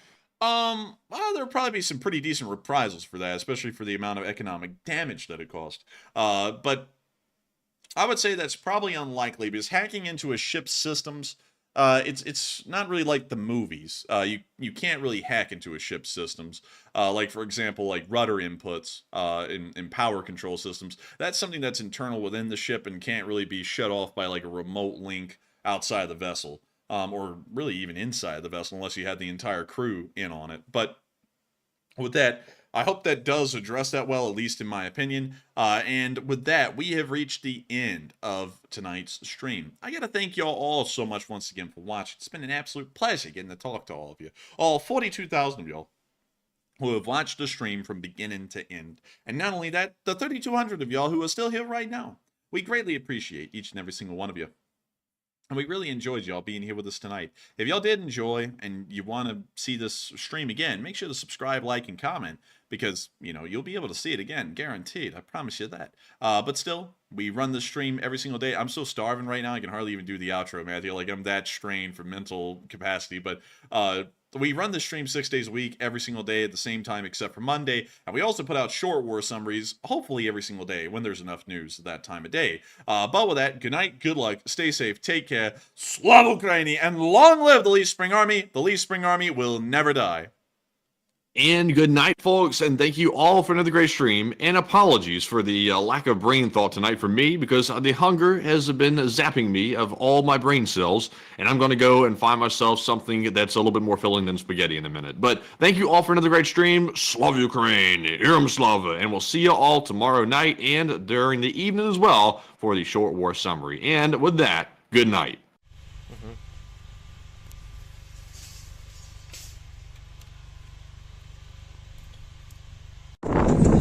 Yes. The Leaf Spring Army sends its